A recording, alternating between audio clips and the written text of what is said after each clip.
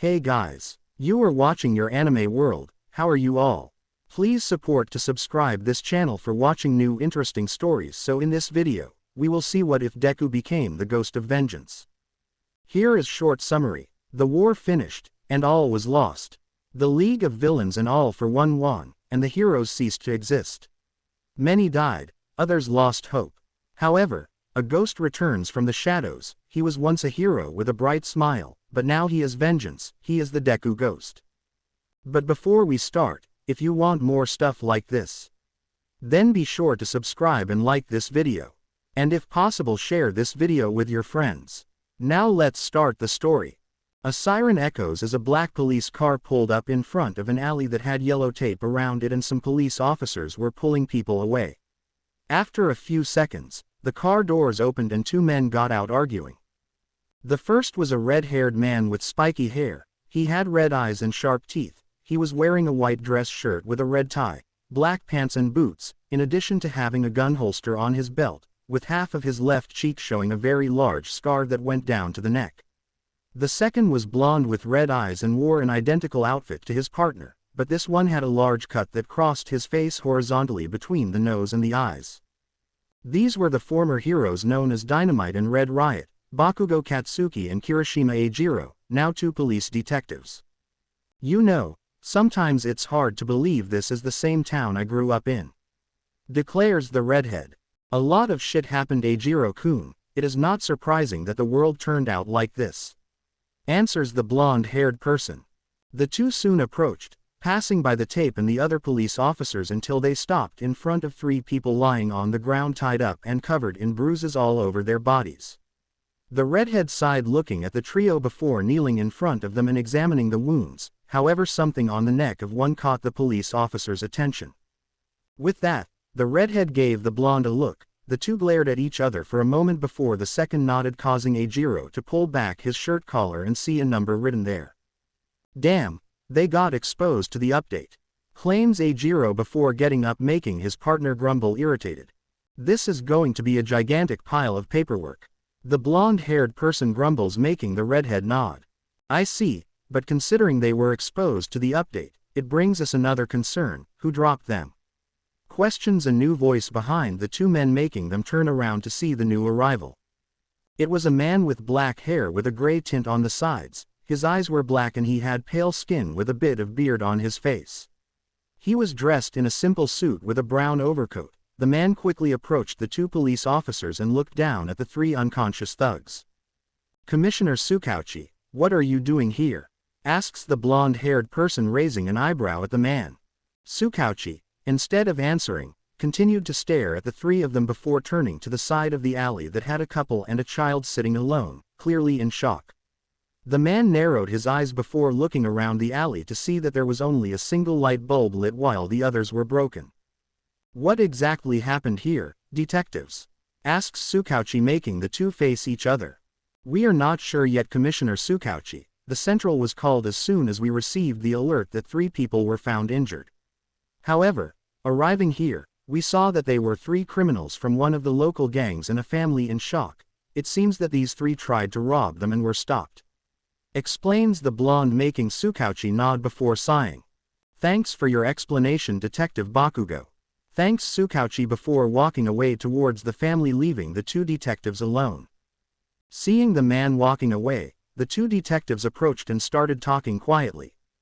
What you think? This cannot be a coincidence, it must have been him, Bakugo declares with a growl, making the redhead look at blonde-haired person.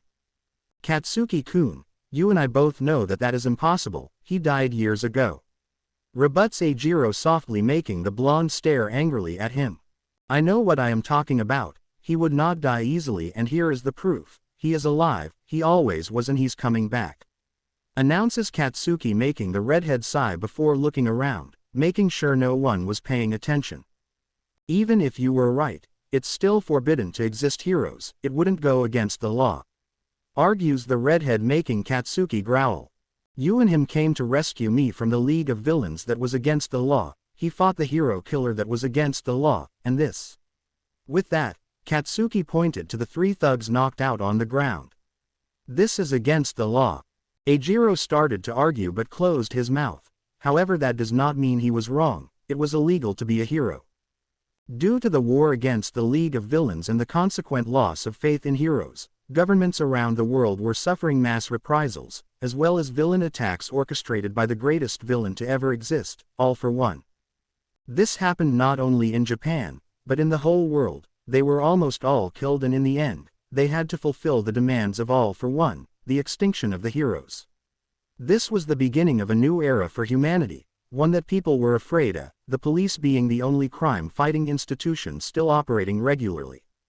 Still, the number of villains increased exponentially, and even with the disappearance of All for One and the members of the League of Villains, a great vacuum of power was opened that tried to be occupied by any of the major gangs and criminal organizations around the globe.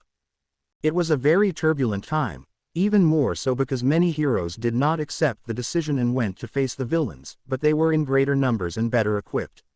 Few survived, and today they deny anything related to heroism out of fear. Katsuki had to stop himself from snarling. He had lost some friends in that time, worse yet, he had lost her.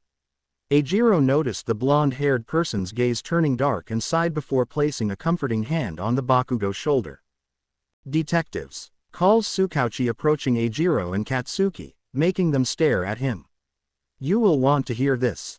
That made the two exchange a look before following the older man towards the couple. Tsukauchi stared at them for a few seconds and turned to the couple hugging their daughter.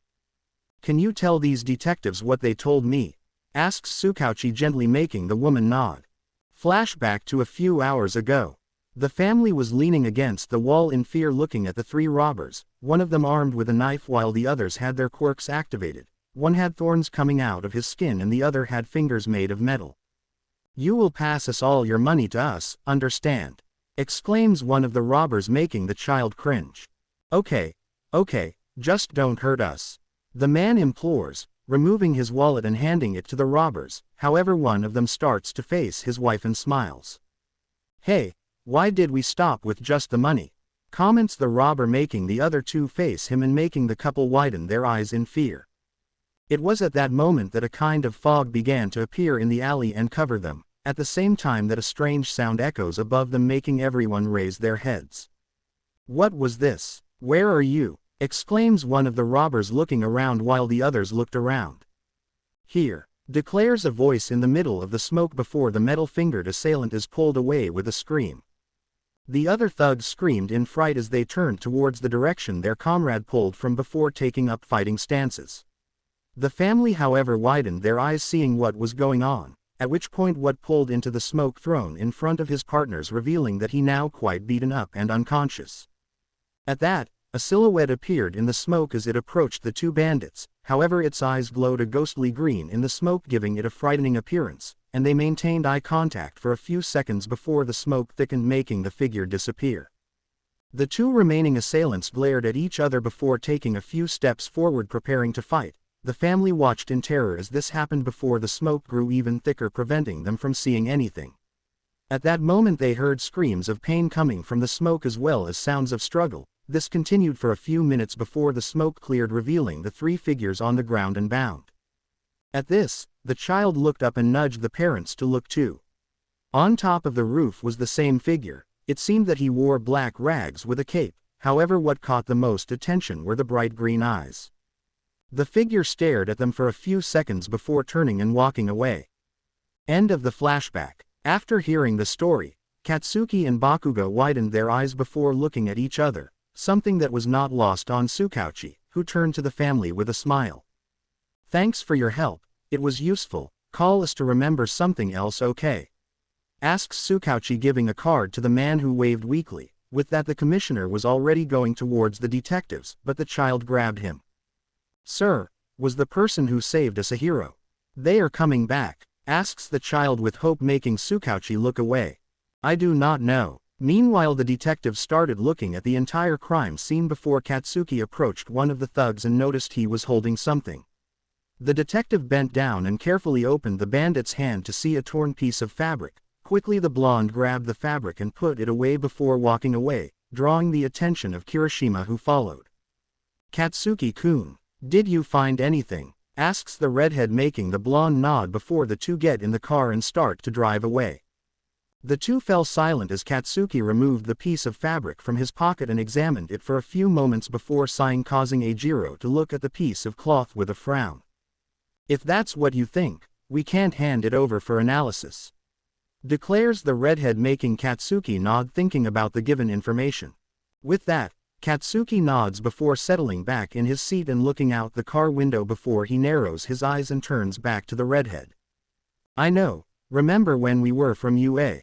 What your thought about we visit an old friend?" comments Katsuki, making his partner shake his head with a tired smile. "Of course you would think about it," Hiroshima declares with an affectionate tone before folding the car and accelerating. A door opens, revealing a tall woman with long pink hair and yellow eyes that have shaped pupils. She is wearing a sleeveless black shirt with baggy green pants and boots. The woman walked across a large room until she stopped behind a sofa and leaned against it with a sigh. "You know, you have to start letting me know when you get here, Izuku. It's much easier for me to take care of you if I know you're back," comments the woman to the costumed man who saved the family in the alley. The man, now known as Izuku, sprawled out on the couch with the mask still covering his face. He slowly got up from the couch with a groan before looking down at the woman. "Don't worry, Mei. Chizomi-san helped me to lie down and ensured that my cuts were treated," responds to the figure, moving away from the sofa as he went towards a wardrobe that he quickly opened and removed the mask. Hearing the answer, Mei rolled her eyes at his words before turning to a small bench that had a used first aid kit and some bloody towels. The pink one frowned before returning to face Izuku, who was walking away from the wardrobe. The vigilante costume disappeared, revealing that the boy was slightly pale with black hair and emerald green eyes with freckles on his cheeks. He was wearing black pants and common shoes. In his hands was a black shirt. However, what drew Mei's attention to him were the bruises and scars he had around his body, some of which were even new. The woman sighed before pointing to the bench, making him sit there. "At least this time it was quieter," Mei comments with relief and some concern as she begins to examine his bruises and leaves for another room. "Yes, yesterday night was quiet. Chizomi-san noticed that too. Criminals are becoming more aware of us and afraid it may be necessary for us to start patrolling during the day as well," declares Izuku when Mei returns with an ointment in her hands. "I hope we don't get to that," the girl sighs, applying the ointment to his wounds, making the boy grimace a little. "Anyway, did you find out anything about Jiren?" At that moment the door opened again, revealing a man with long black hair and thin body. His eyes were red and wearing a red coat with white shirt and wide pants with running shoes of the same color as the coat. The man calmly walked over to them before sitting down on the sofa with a tired sigh. "Don't worry about me, lovebirds. I am just tired. You can continue with your shameless flirting," grumbles the tired man, receiving a look from both. "Anyway," starts Izuku, making the two face him. "Jiren seems to be organizing a lively party this weekend. Some original league member is coming to town. They must be targeting an attack on Ganbaru companies that gained a lot of popularity with their latest projects and charity events." With that, Izuku gets up, having ensured that Mei has finished applying the ointment to him, and pulls his shirt on with an irritated grunt. After that, he waves to the two and starts walking towards a corridor. He continues his way until he stops next to some showcases that had several destroyed uniforms of several heroes and old friends. Mono Manito, Aoyama Yuma, Ojiro Mashirao, Kaminari Denki, Hado Najire, Yukyu, Kamui Woods, 13, Midnight, Ragdoll, Maruko, Hawks, among others. Izuku could not help but feel angry seeing the state of the uniforms. They all got to their feet when the League took control and formed a resistance. Now there were only 3 left who were still fighting. Izuku clenched his fist before taking a deep breath and relaxes, however on his face was a stern expression. He could not afford to grieve just yet, not as long as All For One and Shigaraki Tamura were breathing. When he was done with this war, Izuku would allow himself to grieve. An elevator doors open, revealing detectives Bakugo and Kirishima entering an office waiting room. The two quickly advanced towards the receptionist's desk, stopping right in front of her. Sitting at the table was a woman with short purple hair. She wore a pair of glasses with a scar right over her left eye, and she was wearing what looked like a simple suit and had plugs sticking out of her ears. "If they don't have an appointment, Ganbaru-sama won't receive them," declares the woman without taking her eyes off the computer screen, which made both of them snort. "And if they are two old friends, Jiro-san?" asks Ajiro, making the woman stop in her work before lifting her head to observe the two detectives. With that she waved at them with a smile of her own. "Bakugo-san, Kirishima-san, it's a pleasure to see you again. What are you doing here?" questions Kyoka friendly. However, her expression soon changes when she notices how the two exchange a look and quickly look around before their eyes meet hers, which made the girl sigh tiredly. "I should not be surprised," murmurs Kyoka before pressing a button on the phone next to her. "Jiro-san, I believe I had the whole day free to take care of my own affairs today," comments a familiar voice to the trio that makes the redhead laugh softly to himself. "It is good to see she never changed," Ajiro teases, making the line go dead before a sigh echoes from her. "They can come in." With that, Kyoka hung up the phone and stood up before opening the door, revealing a gigantic office with a large window at the back. With that the trio entered the room with Kyoka locking the door. With that the two detectives advanced to the table in the middle of the room. Sitting on the chair was a woman in a suit with long black hair and eyes of the same color. She was sitting looking at them calmly before giving them a wave. This was Ganbaru Momo, formerly Yaoyorozu. "Bakugo-san, Kirishima-san, it's a pleasure to see you again, but what do I owe your visit to?" asked Ganbaru, making the two adopt a more serious face. With that, Katsuki removed a bag with a torn fabric from his coat. Once that done, the blonde-haired person quickly handed the bag to the woman, who stared at him with a raised eyebrow. "And what should that be?" questions the woman, making Bakugo stare at her. "Looks like we have a vigilante out there, or rather a ghost who fights for everyone." Upon saying that, Kyoka and Momo's eyes widened, as they understood the implications made by him. Hey, what's this Bakugo-san? He is dead, we all know, and we saw the explosion occur," exclaims Kyoka, advancing towards the blonde. However, Ajiro places himself between the two with his hands raised. "We know, we were there when the UA exploded, we all were, but if our suspicion is right and he's still alive, he's going to need help," explains the redhead, making the woman stare at him angrily before looking at her boss, who was looking directly at the cloth. "Okay then, I will look at this and see everything I can find out. I will let you know anything," guarantees the woman before the two detectives wave and walk away. Once the two left the office, Kyoka let out a growl, clenching her fists, earning a worried look from Ganbaru. "Kyoka?" asks Ganbaru, looking at her friend before the purple woman takes a deep breath and stares at her colleague. "I'm fine, Momo, just tell me if it's really green beans," asks the purple one before leaving the room, leaving the other woman there alone, making Ganbaru sigh before sitting down and looking at the piece of fabric. "Well, you always had this terrible habit of bringing all the weight of the world to your shoulders, didn't you, Izuku-kun?" comments the woman with a melancholy smile on her face. Scene break. "Aniki, it is true?" questions a girl wearing a school uniform. She had white hair tied in a ponytail with a fringe that covered her left eye. In addition, she had red eyes and a yellow horn on the right side of her forehead.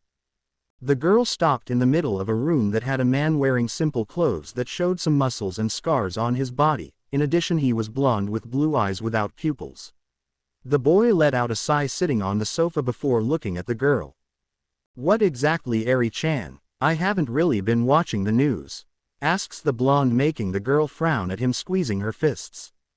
"A vigilante? Are you talking about a vigilante defeating the villains, like in the old days? Like him, the heroes are coming back?" questions the girl, making the man have a frown on his face and stare at her.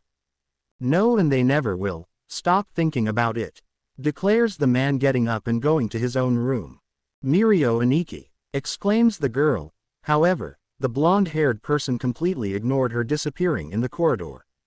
Eri frowned. Since Deku had died, her adoptive brother completely lost his hope and simply completely abandoned the mantle of Lemillion, being one of the first to surrender to the League of Villains.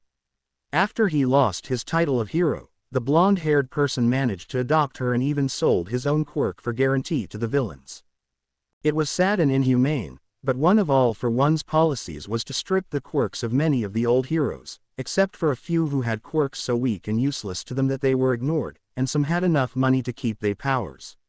She still remembered that day, when the last attempt of resistance of the heroes took place, the great battle in the once greatest school of heroes in the world, the UA. Many heroes died, among them Deku himself, many lost hope including her, but now someone finally had the courage to fight the villains again, a hero was still alive. Suddenly the image of his first guardian appeared in his head, Eraserhead, his adopted brother, Lemillion and his greatest hero, Deku. Slowly a glint appeared in Eri's eyes, and with that, she quickly ran towards her room, locking the door. Her childhood was exactly like now, but everyone felt the same as she did before Deku appeared and saved her. With the new vigilante, people started to gain more hope, but it was not enough, and Eri had the perfect idea for that. She carefully grabbed a chest from under her bed and pulled it open before opening it, revealing a uniform, her hero Deku's uniform. Eri picked up the cloth mask and stared at it for a few moments before tightening the fabric, and a determined face appeared on her face before she lifted her gaze to the window. "I promise, Deku, I will save them, like you saved me all those years ago," promises Eri in her head. At the same time, Mei opened a door and entered in what looked like a small dojo, and in the middle of it was Izuku shirtless practicing several blows on a wooden dummy. The pink one let out a sigh before approaching him and stopping close as she watched as he continuously hit the doll until he broke it with a punch. After that, the man took a heavy breath before his gaze went to the pink one, which made him sigh before grabbing a towel to dry his sweat as he approached her. As soon as he got close to her, he received a bottle of water from Mei, which earned a raised eyebrow from him as the boy started to drink. "We need to talk, or rather, Shizome-san wants to talk to us about tonight's attack," reveals Mei, making the green one wave before following her. The two walked together and in silence towards the room where Shizome was looking at a map of the entire port area. Seeing this, the younger two sat down on the couch across from the older man, who gave them a quick glance before turning back to the map. "I hope you have a really good idea to face these guys. If we are not going to die, I got new information. The hero hunter will be there as a representative of the League of Villains. In addition, they will meet with Shiroi Zugaikatsu, and all of us, we know what that means," declares the man, making Izuku frown and tighten his fists. "The traitor," Izuku murmurs angrily, something that Mei noticed, who put her hand on his shoulder, as well as earning a look from Shizome. "Yes, it is one of the most likely probabilities to occur. But what matters is that it seems that it is something that our friends at Shiroi Zugaikatsu are going to offer to the League as a peace offering, but nobody seems to know what it is," Shizome informs when Izuku suddenly got up with a serious look. "I already have a plan made. I will take care of it myself," Izuku declares, moving away, making his two companions stand up to talk to him, but the boys suddenly stare at them with an empty and serious look, freezing them. "I'll take care of it." With that, the green one leaves them, leaving his two companions standing in place before Shizome sighs and looks at the pink one. "He still has not gotten over?" asks Shizome before noticing Mei's downcast look as she shook her head. "No, even after all these years he's still bitter about it, and I don't think I'm even over it yet either." Flashback. Mei pushed a large piece of concrete away from the back studio door. Who knew all those explosions she accidentally caused would help her survive something like this? A small, painful laugh escaped her throat before realizing that despite everything, she was one of the few who survived. Around her were several of her former colleagues crushed and burned among the rubble. The girl then noticed that next to the door was the broken helmet of her old teacher Powerloader. It was completely cracked and broken with large pieces of concrete behind it, with a pool of blood accumulating underneath it. Despite her fear, Mei managed to gather the strength to continue walking through the pieces of concrete, fire and smoke that surrounded her. She continued walking for a long time before hearing a scream, which made the pink girl freeze before limping quickly towards the noise. After a few minutes, she finally arrived at what seemed to be the completely destroyed cafeteria, full of holes and fire. Right in the center of the place was a crater that contained a very familiar figure for her. Mei's eyes widened before immediately going as fast as she could to the body. As soon as she reached him, she was shocked to see Izuku Midoriya wearing Deku's uniform with wounds all over his body and blood pouring from him at an alarming rate. Suddenly a tremor hits the UA, making Mei scream in fright, earning a pain from Izuku, who manages to open one eye and stare at her despite his exhaustion. Mei?" questions Izuku in a weak voice that the pink one almost could not hear him. Another tremor hit the place, causing parts of the ceiling to fall around them, after which Mei grabbed Izuku before putting him on his feet, supporting him with her shoulder before starting to limp away. At that moment, Stain broken down a door. He was as injured and dirty as they are, and when he notices the situation of the green man, he quickly runs to him before helping the couple to escape from the cafeteria. End of flashback. Shizome gave a wave to the pink one as she got up and walked away from him. He would be lying if he said he did not know what they were feeling. After all, he fought alongside the heroes in the war with All for One, before all this happened. The police station was completely crowded with people coming and going, something very common since the end of the heroes, and it was at that moment that detectives Bakugo and Kirishima appeared in the place. Upon noticing him, another police officer stopped to greet them. Bakugo-san, Kirishima-san, it is a pleasure to see you again, and so how was the result of your investigation? Is it true there's a vigilante out there? Questions the police officer, making Kirishima release a tired sigh. No, unfortunately we didn't find anything relevant, just more paperwork for us. Answers the redhead with the blonde, waving. However, unbeknownst to them, this earned them a look from another person who followed them as the pair walked to their desks and began working on some documents. They stayed like that for a few moments before the person who was watching them sat down between their tables, making both of them turn towards the person. She was a pretty woman their age with short brown hair with the back tied in a ponytail with bangs in the front. Her eyes were also brown, plus the woman had a permanent blush on her cheeks. He wore an ordinary police uniform with a vest. Quote, "You can lie to all our classmates, but not to me. We studied together and went through the police academy together too. I know when you lie, so tell me the truth," declares the woman with a serious look, making the pair face each other. Quote, "We still don't have anything solid, but Katsu thinks that Deku is still alive and facing the villains," reveals Eijiro softly to the woman, who widens her eyes before she turns to the blonde-haired person. "Bakugo?" asks the brunette in a completely fragile tone, which makes the blonde sigh. "It's a guess, Uraraka. We still don't have anything guaranteed, but everything points to it," reveals the blonde-haired person, making the woman widen her eyes and cover her mouth with her hands as she flinched, with small tears accumulating at the edge of her eyes. Is he still here?" murmurs the girl, trying to swallow a sob while the two looked at her worried. "As we said, we have nothing guaranteed yet," comments Eijiro, making Ochako take a deep breath before wiping her tears and facing them seriously. "If you are sure, you can count on me for whatever comes and comes," declares the brunette before walking away from the two, with more confidence than before. With that, the two share one last look before starting to work on their roles again. Scene break. Kyoko was sitting on a sofa in her apartment, looking directly at her coffee table in the middle of the room. On top of it was her old hero uniform. She remembered her previous desire to be a heroine and a music star, two things that she abandoned after Deku's death. He had helped her during the cultural festival many years ago, helped her put together her notes, and even though it was somewhat stupid, it really meant a lot to her. All of her friends, including Kaminari, laughed when they heard about her notebook and notes about music and instruments. Even saying that it was cute was something that bothered her a little whenever they brought it up. But not Midoriya. He had taken the matter to heart and really helped her without judging or laughing once. After the festival, the two had become very close, discovering that they had many similar tastes, especially musical ones. She met the heroic, cute and good taste in music boy.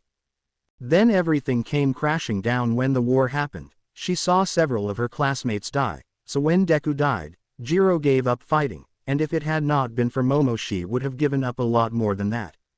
But now Midoriya seemed to be still alive, her former friend. A tightness afflicted her chest, making her grunt as her vision blurred, with tears falling from her eyes again as she clenched her fists.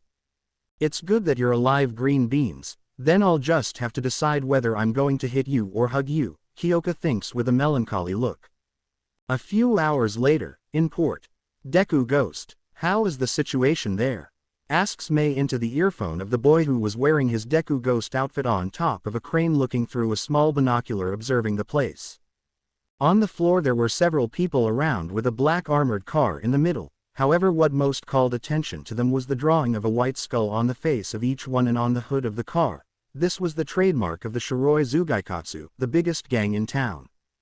"They are waiting. If our guess is right, she must be in the car with the load," comments the Deku-ghost before noticing another car approaching. "And it looks like the hunter has arrived too."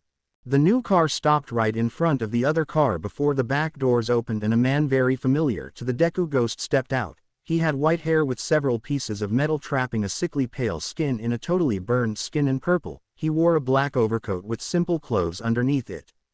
He is Dabi, the man that hunted down and killed countless heroes during the war. Someone Izuku hated almost as much as he hated Shigaraki and All for One. At that moment two completely white creatures with an exposed brain of the same color accompanied the man. They had a skin resembling a dried shell with sharp claws and teeth. These were Nomu's drones, the infantry of the League of Villains. The Deku-ghost's eyes narrowed as he recognized the type of Nomus there. They were the weakest yet the most savage to face.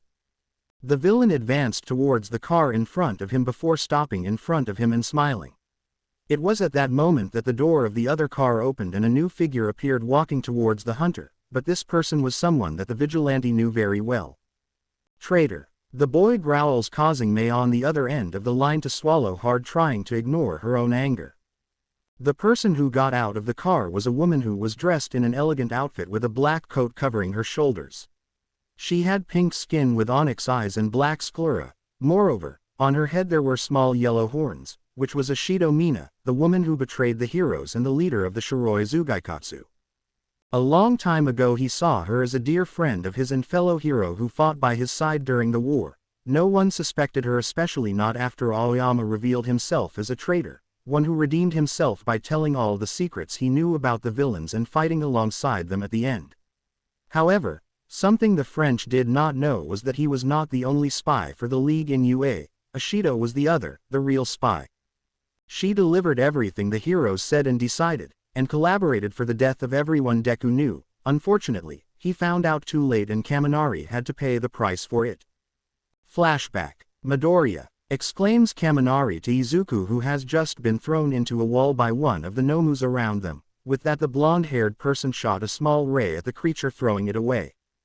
At that moment, Nejire appeared flying to Izuku's side before lifting him by the shoulder and looking around the place wide-eyed to see that several of his teammates were being defeated. "We need to retreat now," commands Nejire, making all heroes wave before running towards them.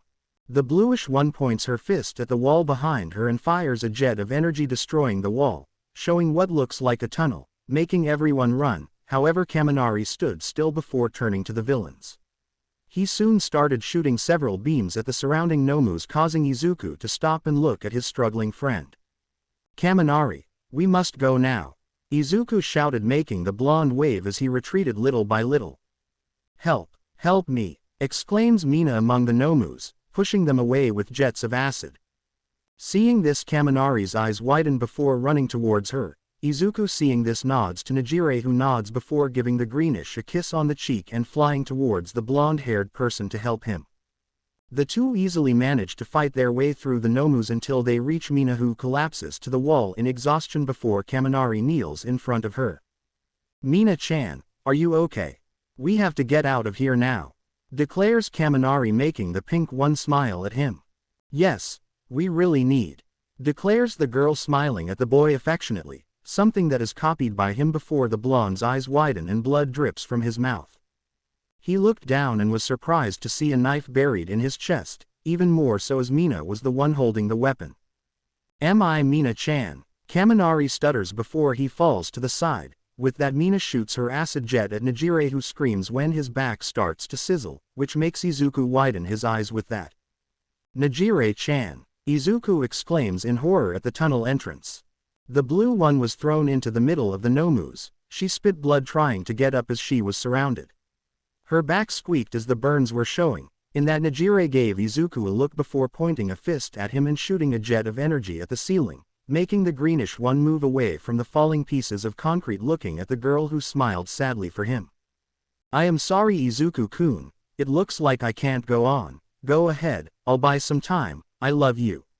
The girl laments before starting to fight the Nomus around her when the stones completely cover the entrance to the tunnel. Izuku looked incredulous before falling from the heirloom, throwing his hand on the stone. He could hear Nejire struggling, his Nejire fighting an army alone while he was standing there safely. "Nejire-chan!" exclaims the greenish one before everything goes silent. With that he is grabbed by Monoma and Ojiro, who quickly lift him up and start running away with him.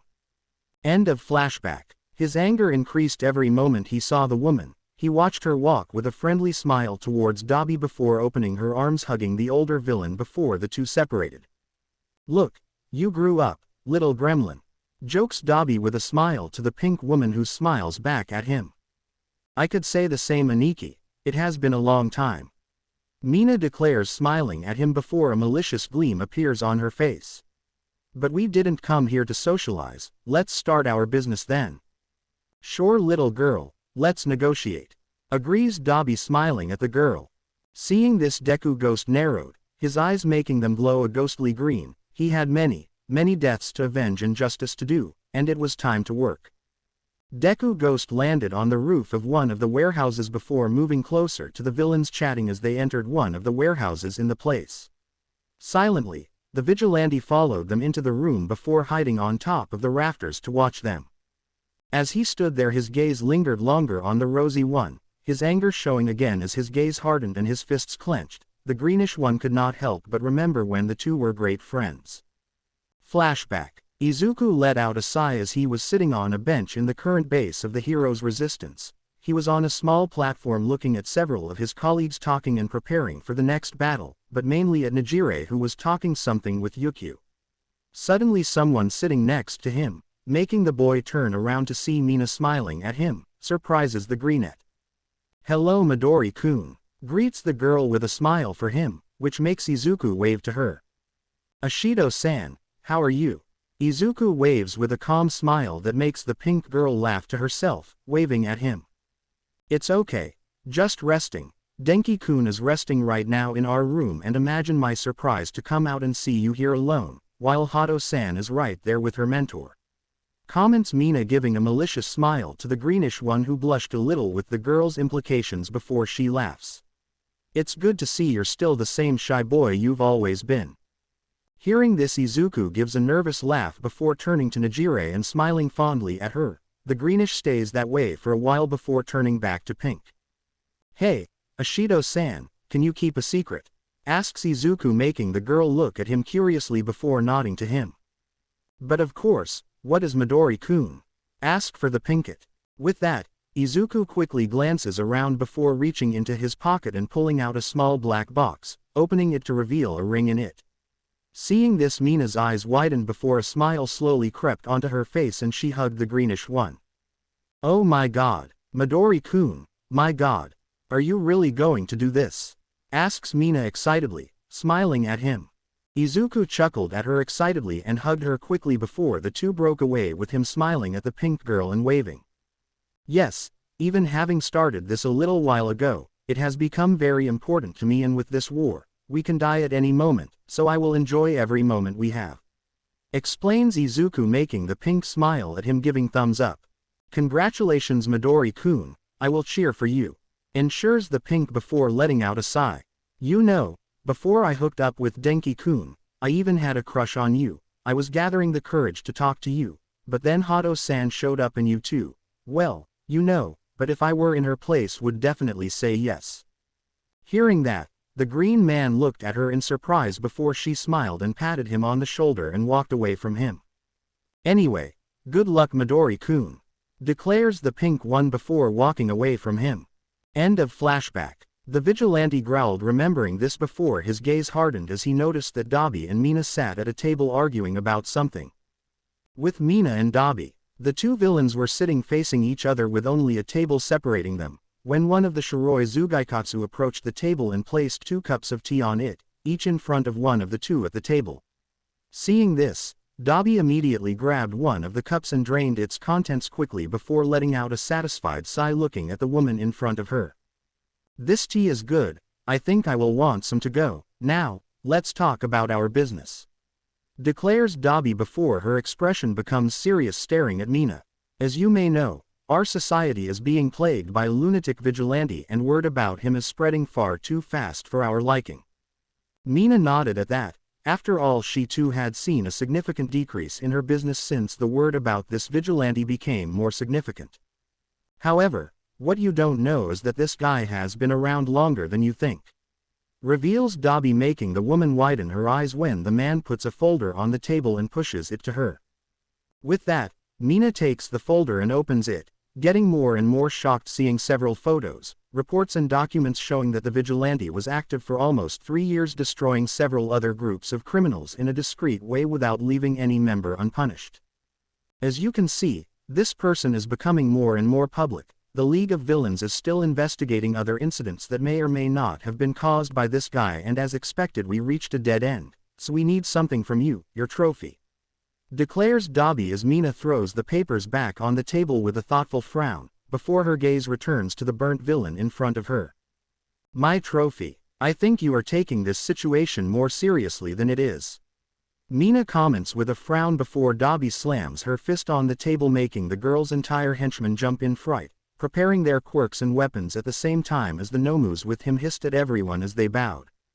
I am not kidding. This guy is dangerous and we want to finish him as soon as possible. We want this new vigilante and this hero's return, dead by the end of the week. Dobby growls at the woman in front of him before taking a deep breath and leaning back in the chair and raising his hands, signaling to the Nomus. In addition, Shigaraki gave me permission to offer some Nomus drones to your gang in exchange for your trophy and assistance in our hunt.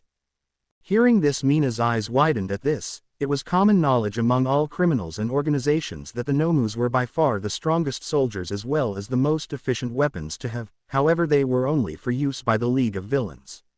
Now, Mina had an excellent opportunity to get a huge power boost for her group and even more recognition from Shigaraki himself, and maybe all for one if she got along well enough with the creatures. Slowly a cruel smile appeared on her face as she tapped the table with her finger. Era, you know what to say to a woman, huh, Aniki? While I should not be surprised, since you chose this place of all to be the meeting, where I keep my trophy, fine, we have a deal. Mina waves before raising a hand, snapping her fingers, making one of her henchmen approach her and bow to both of them. Bring me my trophy, oh, and make sure the boys are done having fun. With that, the man nods before walking away towards a door he entered quickly, after which Mina turned to Dobby and crossed her hands smiling. Now, I have to know what you intend to do with my trophy. It is a very valuable asset to my boys and me. I need to ensure morale here. Comments Mina, making the villain face her without expression. Sometimes you scare me, you know. Declares Dobby, sighing heavily, shaking her head before turning to her. We will use her as a bait, a bargaining chip to attract the vigilante, and when he comes to save her, we will kill him, but of course, I will return her personally. Mina nodded upon hearing this, clearly amused by what Dobby said before perking up when a noise of wheels moved drew the attention of the two, who turned towards the door as the soldier walked away. And look, she just got here, announces Mina excitedly when the doors opened, revealing the henchman that the Pinkett sent pushing a wheelchair that had a woman sitting there. She was brunette with long white hair and red eyes. The woman was very thin, wearing rags, but what most caught her attention was the lack of her left arm, as well as the numerous injuries on her body and the rabbit ears on her head. With that, Mina smirked at Dobby before extending her hand to the approaching woman. We have an agreement. Here is my part, the former rabbit heroine, Maruko, or Usagiyama Rumi, at your disposal, Aniki. She looks better than I imagined. By the hatred you had for her, I could swear that I would do something worse with her. Comments Dobby, receiving a laugh from the pink one, but he waved at her and pointed to the two Nomus with him. Anyway, the other Nomus arrived until tomorrow, but you can consider these two as yours, consider in advance. Oh, that looks wonderful, thank you so much, Aniki. Thanks, Mina, smiling at the villain. With the Deku-ghost. As soon as the Deku-ghost saw Maruko, his eyes widened in horror, turning paler underneath the mask, and from May's horrified sigh into his communicator the greenish man guessed that she was in a similar state to him. Maruko had been a great heroine and an older sister to him during the war. The two became very close during battles. She was also one of the ones who made his relationship with Nejire possible. During the final battle, in the Ua explosion, she was one of the few who followed him to face Shigaraki and all for one himself. Flashback. Maruko, Deku and Phantom Thief were fighting Shigaraki and All for One on the roof of UA. However, despite their best efforts, the heroes were losing while several other heroes were fighting around the building against the Nomus and numerous villains. Deku and Maruko kicked Shigaraki away, causing the villain to fall skidding to the edge. However, he managed to catch himself at the last second before running towards the two heroes, roaring with rage with everything around him disintegrating. At the same time, the Phantom Thief was facing All for One, having copied the villain's quirk and trying to counterattack in kind. However, suddenly the hero was thrown to the ground. He grunted in pain before getting up, but suddenly a hand grabbed his throat and lifted him up. At that moment, Deku managed to dodge Shigaraki at the same time that Maruko returned to fight with the villain. Monoma! Deku exclaims with wide eyes before being covered by One for All and running towards the villain. All for One glares at Deku approaching him before turning back to Monoma and smiling at him. With that, the villain made his free hand glow orange before touching the blonde-haired person's forehead and throwing him into the greenish. This little game is over. At that moment, orange veins glowed around Monoma as he widened his eyes before All for One teleported himself and Shigaraki away, leaving only the three heroes standing there. Run! Monoma orders with tears falling from his eyes as his skin now glowed red before he exploded. Deku widened his eyes before crossing his arms in front of his face. But instead of being hit, he felt Maruko pulling him off the ground before hitting him on the ground with a kick, breaking the ground, after which he only saw fire and smoke. In addition, it was the last time he saw Maruko. End of flashback. Is she alive? During all these years, has she been alive? Deku-ghost thinks, feeling like throwing up while looking at his once confident friend reduced to the broken piece he saw there. At that, the man closed his eyes before opening them angrily and staring at the people below while putting his hand on his communicator, turning it on. Azrael, are you in position? Asks the greenish one with his eyes never leaving the ex-heroine. Yes, waiting for the signal. Answers Chizone's voice in his ear, which made the Deku-ghost remove some shurikens from a bag on his belt. Kill them all, commands the vigilante before throwing his projectiles at the lamps, darkening the place. Once that done, his body began to emit smoke that spread throughout the place. Hey, is it just me or did everything go dark in there? Questions one of the henchmen, turning to the shed before a gloved hand covers his face and a blade crosses his chest. With that, the henchman knocked to the ground, causing all those who were there to turn to see a man dressed from head to toe in a red and gold costume with a red hood covering his head and a cape that resembled several feathers coming out of his shoulders. Furthermore, the figure held a simple sword in his hands and turned it before resting the blade on his shoulder and looking at his opponents. You should concentrate on the danger right in front of you, declares the figure before dropping a metallic sphere that released a cloud of smoke that completely covered the hooded being. Because I, Azrael, will bring the flame of vengeance upon you. With that, Azrael advanced, leapt over the smoke with his blade raised as his eyes emitted a red glow, staring at the henchman. A blue flame appeared on Dabi's palm as he, Mina and all the other Shiroi Zugaikatsu looked around with their quirks ready, as well as their weapons ready. What's happening? Asks Dabi, irritated, looking at Mina, who gives him a look as irritated as his. I would also love to know. Mina declares before everyone hears shots coming from outside the warehouse. However, before anything was done, two of Mina's henchmen were pulled into the darkness, causing everyone to turn back to where they were pulled. Nomus, calls Dabi before turning to the two Nomus, but at that moment he widens his eyes when he sees the two on the ground with their necks broken and their heads turned. What the hell? Dabi's scream made him jump back, now fully alert, though he did not realize that Mina was escaping through a hatch under the table.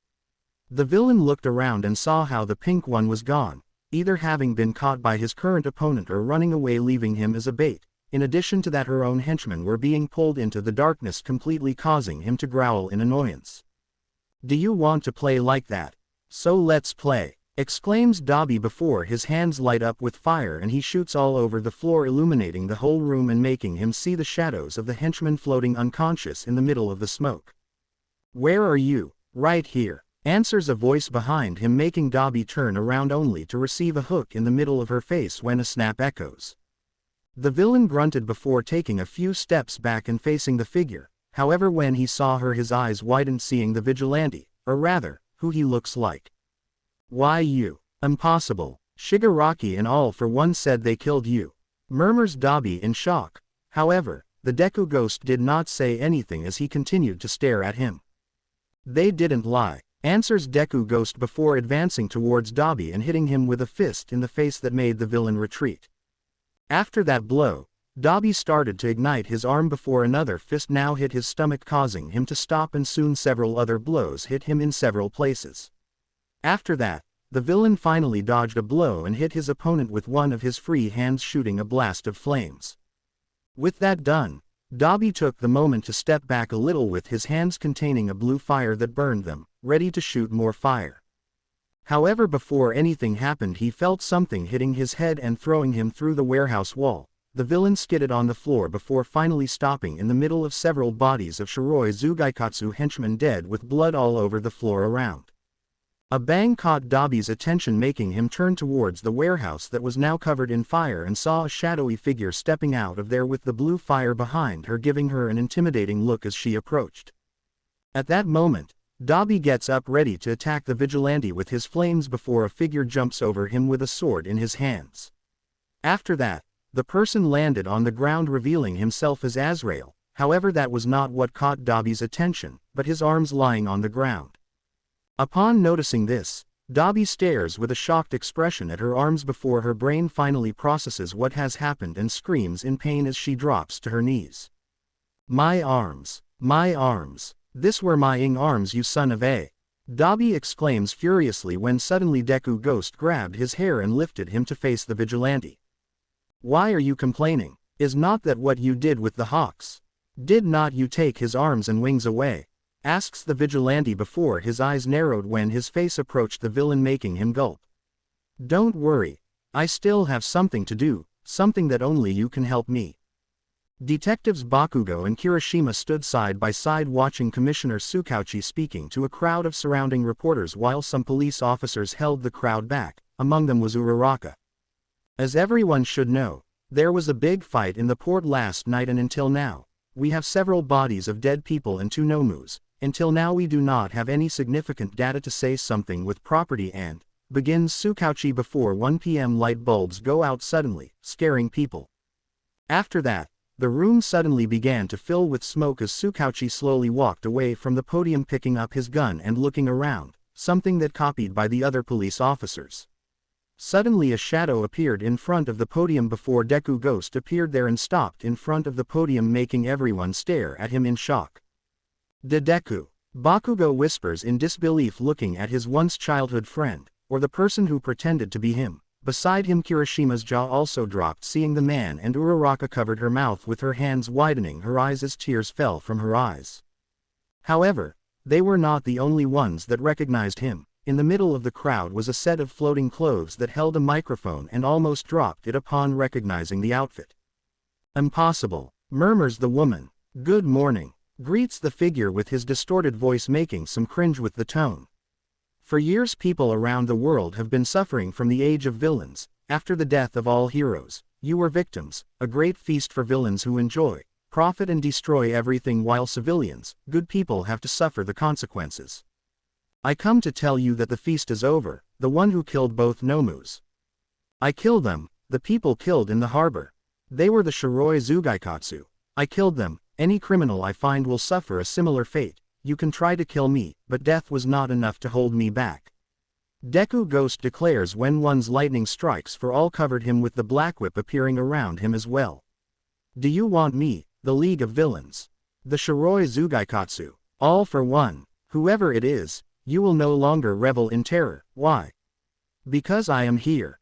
As he said that last sentence, it was as if a breeze of fresh air filled the room, as tiny hints of tears showed in the corners of people's eyes as they recorded the speech of the man in front of them. Don't bother looking for me too. I will find you. I will hunt you like the worms you are. Even if I have to corrupt every inch of what's left of my soul to catch you, I will. I'm not the hero with the bright smile that you all so desperately want. Announces the Deku-ghost before lifting Dabi's severed head and hitting it on the podium while its eyes glowed a ghostly green. I am the demon you need.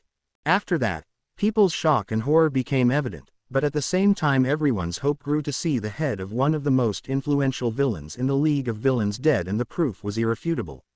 However, at the same time, the concern, mainly from those who already knew the real Deku, he would never reach that extreme. It was the first time that Bakugo wanted his intuition to be wrong. Have a great day and don't worry, I'll be watching. With that warning, the Deku-ghost entered the smoke again and disappeared from sight. Almost a second later, the smoke dissipated, revealing that he was no longer in the room. Search the building now. No one enter, no one out.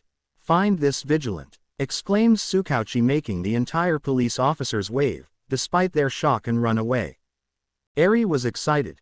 She remembered the last time she felt like this, at the concert she was in Deku's old class, in UA, and now. The girl had never imagined that it would be possible for the heroes to return, not after what had happened in the UA, but now. She was ecstatic, having seen the vigilante appearing on television and threatening every villain in existence on Earth, as well as having dealt a huge blow to the League of Villains with Dabi's death. Beside her, Mirio stared blankly at the television screen before getting up, causing the girl to turn to him, but her animation died when she saw her brother's dismayed look. This is a waste of time, murmurs Mirio before leaving the apartment, probably going to work. The girl fainted a bit upon hearing this, but then she turned back to the screen and clenched her fist as a determined expression appeared on her face. Deku, I still gonna to keep my promise. I'm sorry, Mirio Aniki. Yes, exclaims a teenager with a wild smile looking at the television. He was in a dark room, his eyes practically glowing before turning to what looked like a wild poster. I said he could not be dead, I said.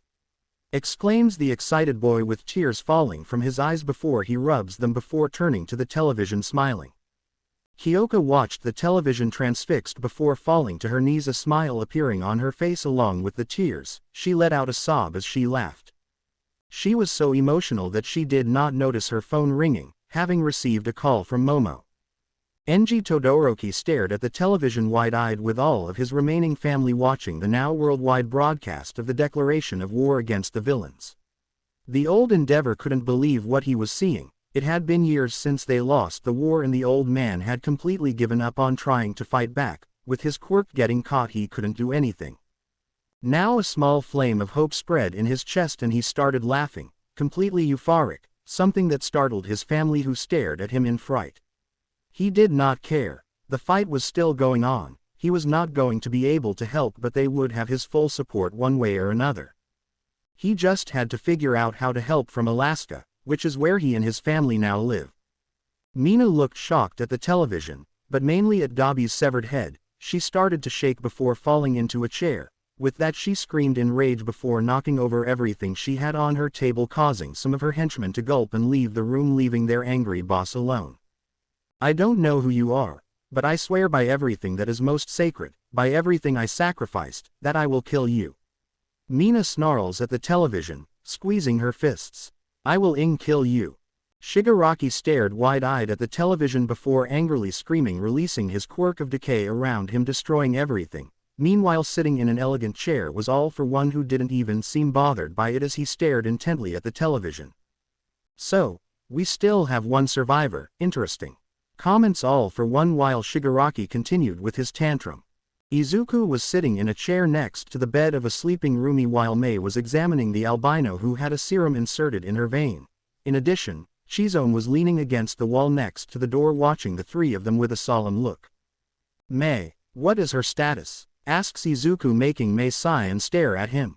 Worse than you after the explosion. Much worse. I do not even know where to start. It's just a miracle she's still alive. Answers the Pinkett, causing a very weak laugh echoes, making everyone turn to Rumi, who smiles weakly to them.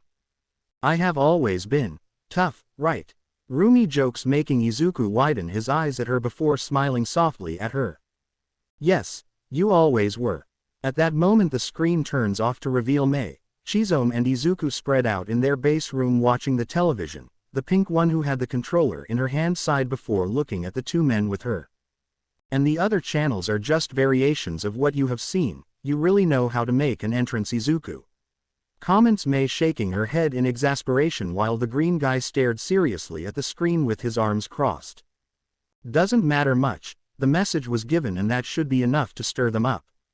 Declares Izuku before sighing with Chizome at his side nodding. But either way, it should be enough to recruit more into the fight. Upon hearing this, Mei and Chizome waved. After all, they knew that despite having fought in the war and being more experienced, they could not win the fight the way they were. Alone, you could only win the war with soldiers. I know, but are you sure? Now that you have revealed yourself, the entire spotlight will be on you, and despite having Azrael with us, he must remain in the shadows, making you have to fight alone, comments Mei with a worried frown on her face, which made the greenette sigh before shaking his head. Yes, unfortunately it can be a problem, but we have to do this, Mei. Remember the plan, we must follow it to the end. I am ready to give my life to the cause. If I have to corrupt myself and die, for so be it. I'll do whatever is necessary, and the Phoenix plan is still there. Comments Izuku, making the pink girl narrow her eyes and stare at him hard. No, do not even think about it. We do not need the Phoenix plan, and we will never need it. The pinkette growls, looking directly at Izuku, who stared back at her while Chizome sighed before getting up. I can see that Mom and Dad are irritated, so I'm going to the bar. Don't bother me unless it's something important or related to Usugiyama-san, declares the man before walking away and taking it before leaving the room. As soon as he left, the green and pink continued to stare at each other for a few seconds before looking away.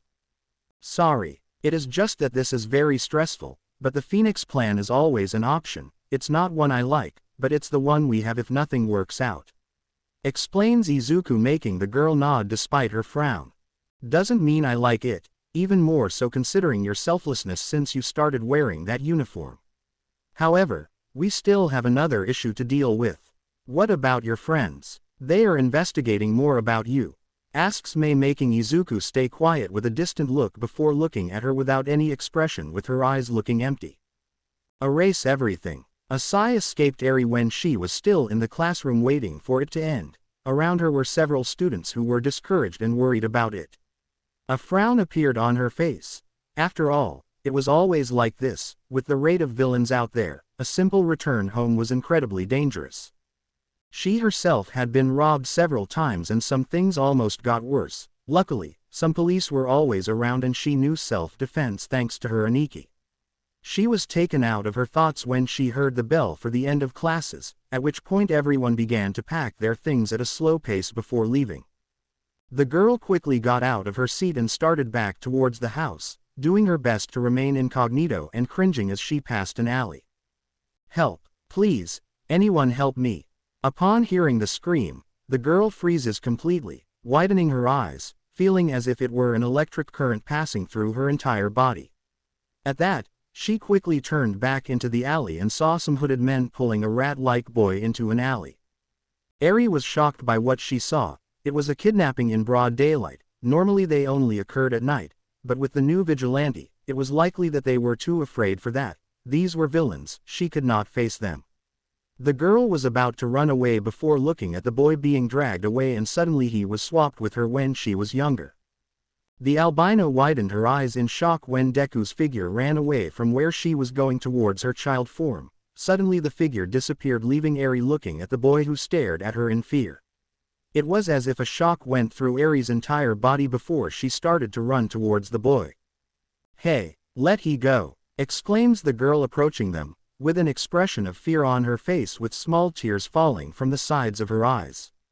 One of the men looked at the girl before pushing the boy towards his colleague and turned towards Eri, approaching. With that he lowered his hood, revealing that it was similar to a hedgehog, and smiled cruelly at her. The girl swallowed hard when the man glared at her with a bit of lust and anger. He raised his fist ready to attack her, but Eri suddenly dodged the blow before grabbing the villain's wrist and spinning him around, knocking him down on the floor with a thud.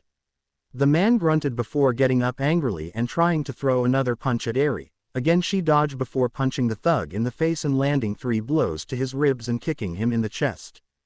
The bandit fell to the ground, but again he got up with a furious scowl. He roared before lunging at her, which made the girl's eyes widen. Flashback. What is wrong, Eri? Questions Aizawa, sitting in a wheelchair. He was without one of his legs and with an eye patch. In front of him was the albino panting for air, looking at a swinging punching bag. She was silent for a few moments before looking up at the man she considered a father. I remembered him, reveals the girl, making the man sigh before advancing his chair towards the albino, placing his hand on her head. They stood there in silence before Aizawa lifted the girl's face to his and stared at her for a few moments before letting out a sigh. Forget it, Eri. You want to learn to fight. You need to empty your head. I know it scares you, but you need to accept this, everything that has happened to you. Use this to propel yourself if you fall. Take a deep breath and get up. Now let's go, try again. Aizawa declares before pulling away and looking at the bag in front of her again. Now try that move again. With that, Eri took a deep breath and turned towards the puppet, getting into a fighting stance. End of flashback. Immediately Eri took a deep breath, gaining a determined expression before turning to the side when the man tried to land another blow on her, and in that, she kicked him in the stomach, making the man widen his eyes before receiving a punch in the face followed by another in the stomach and a hook to the chin. After those blows, the bandit was dizzy, staggering backwards before receiving a kick in the chest that knocked him out. Seeing this, Eri widened her eyes in disbelief before an excited smile appeared on her face. However, the animation quickly disappeared when she heard the sound of a car pulling away, and with that, she turned around and saw that the van was gone. Immediately Eri ran to the sidewalk and saw the van disappearing at the end of the street. With that, the girl clenched her fists and an annoyed expression appeared on her face as she growled. However, thanks to that, she did not notice a figure watching her from afar. It was Chizome Hidden, who glared at her with a frown, bringing a phone up and dialing some number on it.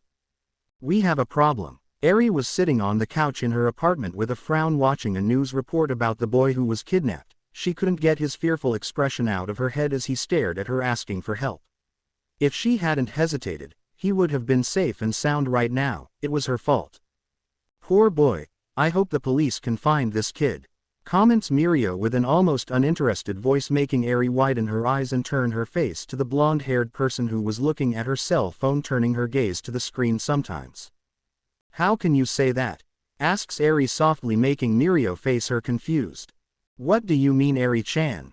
Asks the blonde, making the girl growl before getting up. How can you be so indifferent to this? There is a kid missing, and you do not even seem to care. You were a hero. It took a bullet to protect me and still fought the war against villains. What happened to the hero who was going to save a million people? Asks Eri. However, Mirio just stares at her for a few moments before sighing. You would not understand. When you are older I will tell you. Starts Mirio, getting up only for the girl to snarl at him. I am 18 years old, Aniki, and I know that. The girl begins before Mirio punches the table and faces the frightened her. No, what? You did not fight in that war. It's not you who lost your quirk twice. You were not the one who lost all your friends. I lost everything I loved. Exclaims Mirio angrily before getting up, walking back to his room. The heroes are dead and they better stay that way. With that, the blonde-haired person slammed the door shut as Eri watched with wide eyes as her brother walked away. She shook like a leaf before clenching her fists. A flame ignited in Eri's chest. The girl could feel as if this was the missing spark. She waited too long, and it was time. Quickly the girl went to her room and locked the door.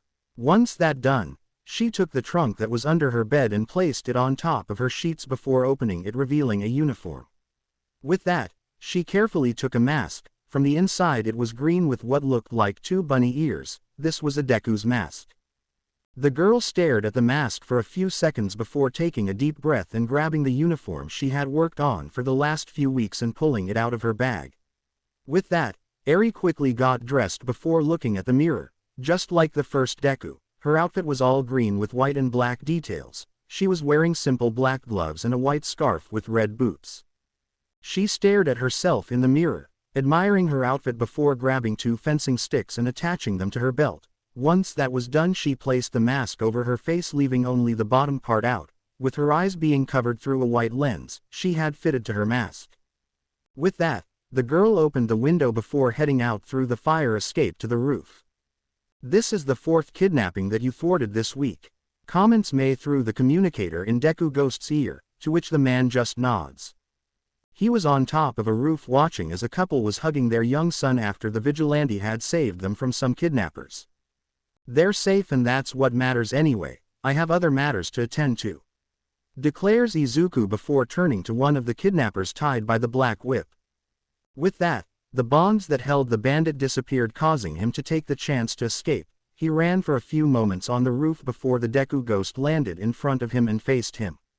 Suddenly a fist connected with the criminal's nose, causing it to break and blood to flow from it before his arm was grabbed and twisted into an awkward position. After that, the man was pushed against the wall with the Deku-ghost staring at him. "I'm going to count to 10. Deku-ghost declares, making the man widen his eyes terrified. 1, 9. Yeah, it's a Nomu's factory from the League of Villains. It's working again. We were told to catch some targets, quirks not caught by all for one," informs the bandit, whimpering before him scream in pain as he felt his arm being twisted once more. 9.5. Continues the guard, making the man start to sob. "It is in Mu Mustafu," answers the man crying. "I don't know anything else, I swear for God." At that moment, a crack is heard from the bandit's arm, who screams in pain before noticing the Deku-ghost's gaze on him. "Swear for me," orders Deku-ghost, staring at his informant, causing the man to start crying and a stain appear on his pants.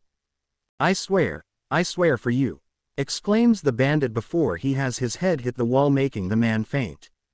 As soon as the bandit fell, the Deku-ghost backed away from him and stared at him with an expressionless gaze before walking back to the edge of the roof and leaping off, firing an energy whip before launching himself into the air.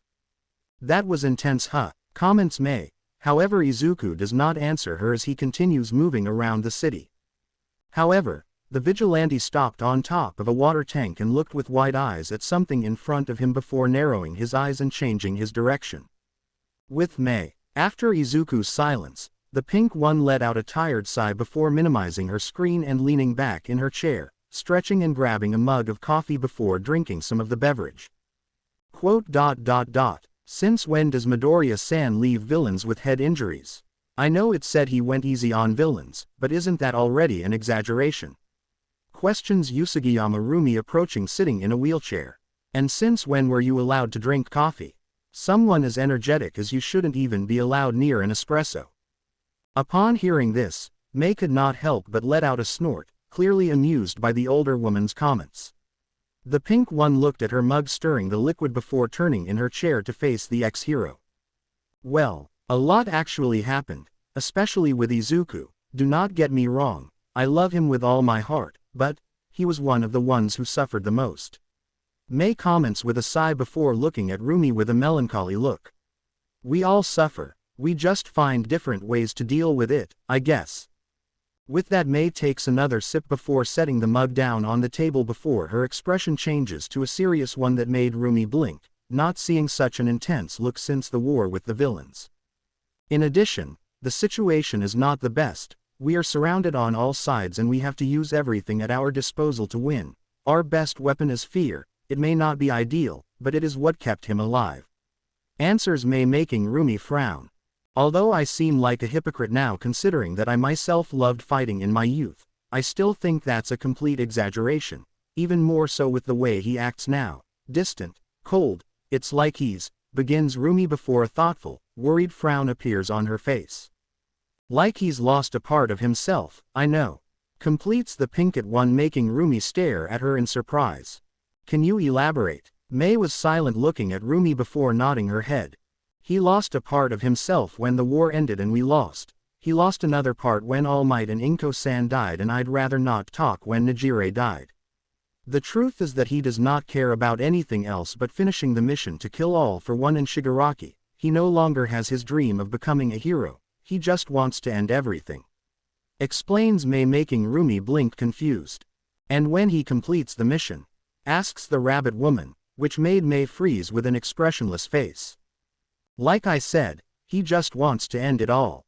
Eri let out a tired snort, breathing heavily on top of a roof with her hands on her knees. "How did Deku-san make it look so easy back then?" asks the girl, gasping for air before noticing a huge shadow covering her. With that, she quickly turns around, taking her hand to the fencing sticks, and her eyes widen when she sees the Deku-ghost being illuminated by the moon. The man glared at her before jumping from the top of the roof he was on until he reached the same floor Eri was on. Once there, he calmly walked up to the girl and stared into her eyes, causing her to be in a state of shock, staring at him. "Interesting outfit for a night walk on the rooftops," comments the Deku-ghost, staring at her, which makes her blink and wave her arms nervously in front of her before clearing her throat and facing him with her spine straight and her head raised to him. Deku, sir, it's an honor to see you again, to meet you. The girl starts clumsily, which makes the man narrow his eyes on her. Deku is dead, I am his ghost, call me Deku-ghost. He declares, making the girl wave to him, slightly excited. Now go home. What? Exclaims Eric. You heard me, the night is dangerous for children, even more those dressed in that kind of clothes. Now stop wasting your time and risk your safety and go home. Commands the Deku-ghost, turning to leave before Eri advances, putting herself in front of him and taking off her mask to face him, which makes Izuku widen his eyes recognizing her. Eri. Izuku thinks in shock watching her. The white hair, the red eyes and the yellow horn on her forehead were unmistakable. I can't, not while that boy still needs my help, it's my responsibility. Eri declares, looking at him clearly moved, while the guard stared at her in silence. I do not know if you recognize me, but you saved me many years ago, something I will never forget. You were my hero and still are. Since you saved me from Overhaul, I felt happy, safe. You are my hero, that's why I took this outfit. Tagata. Eri couldn't save that boy from being kidnapped, but Eri's eyes filled with tears as her memories came back, of how Deku tried to rescue her, how he hugged her while dodging the villain's attacks, how he tied her on his back before facing Overhaul, and how he defeated him. Deku could mean useless, but not to her. To Eri it meant something more, it meant something heroic, that she could do this. Determination showed in her eyes as she lifted her head and faced the Deku-ghost. The whole world lives in fear, everyone, and I look around, I only see despair and fear on people's faces. I want to change that. I want everyone to be able to smile again, for Mirio Aniki to return to being the man he was before. I want to be a hero just like Deku. If before the Deku-ghost's eyes were wide, now he had his eyes bulging out of his skull as he stared at her. For a second Eri's form was replaced by a younger version of himself, whimpering as he shyly looked down. No, don't do that, Eri. Please don't do what I think you're going to do. Izuku implored in his head, and at that moment, it was as if the younger image of him and Eri were occupying the same space when he closed his eyes. Can I be a heroine, even when everyone else has lost hope? Questions Eri at the time that a cold wind passed by, the two making their clothes sway in agreement. Shit. Chizome was sitting on a chair at the bar counter drinking a bottle of beer. He was in a rather dirty and run-down bar with several people around drinking and laughing in their own private conversations, something the man was completely ignoring. You are kidding me, comments a voice approaching the counter, making Chizome look out of the corner of her eyes, only to freeze noticing that coming out of the pocket of the person who spoke a black mask with a white skull. The symbol of a lieutenant of the Shiroi Zubaikatsu. Quickly Chizome masked her surprise with apathy and continued drinking while a small blush appeared on her face before she started listening to the conversation.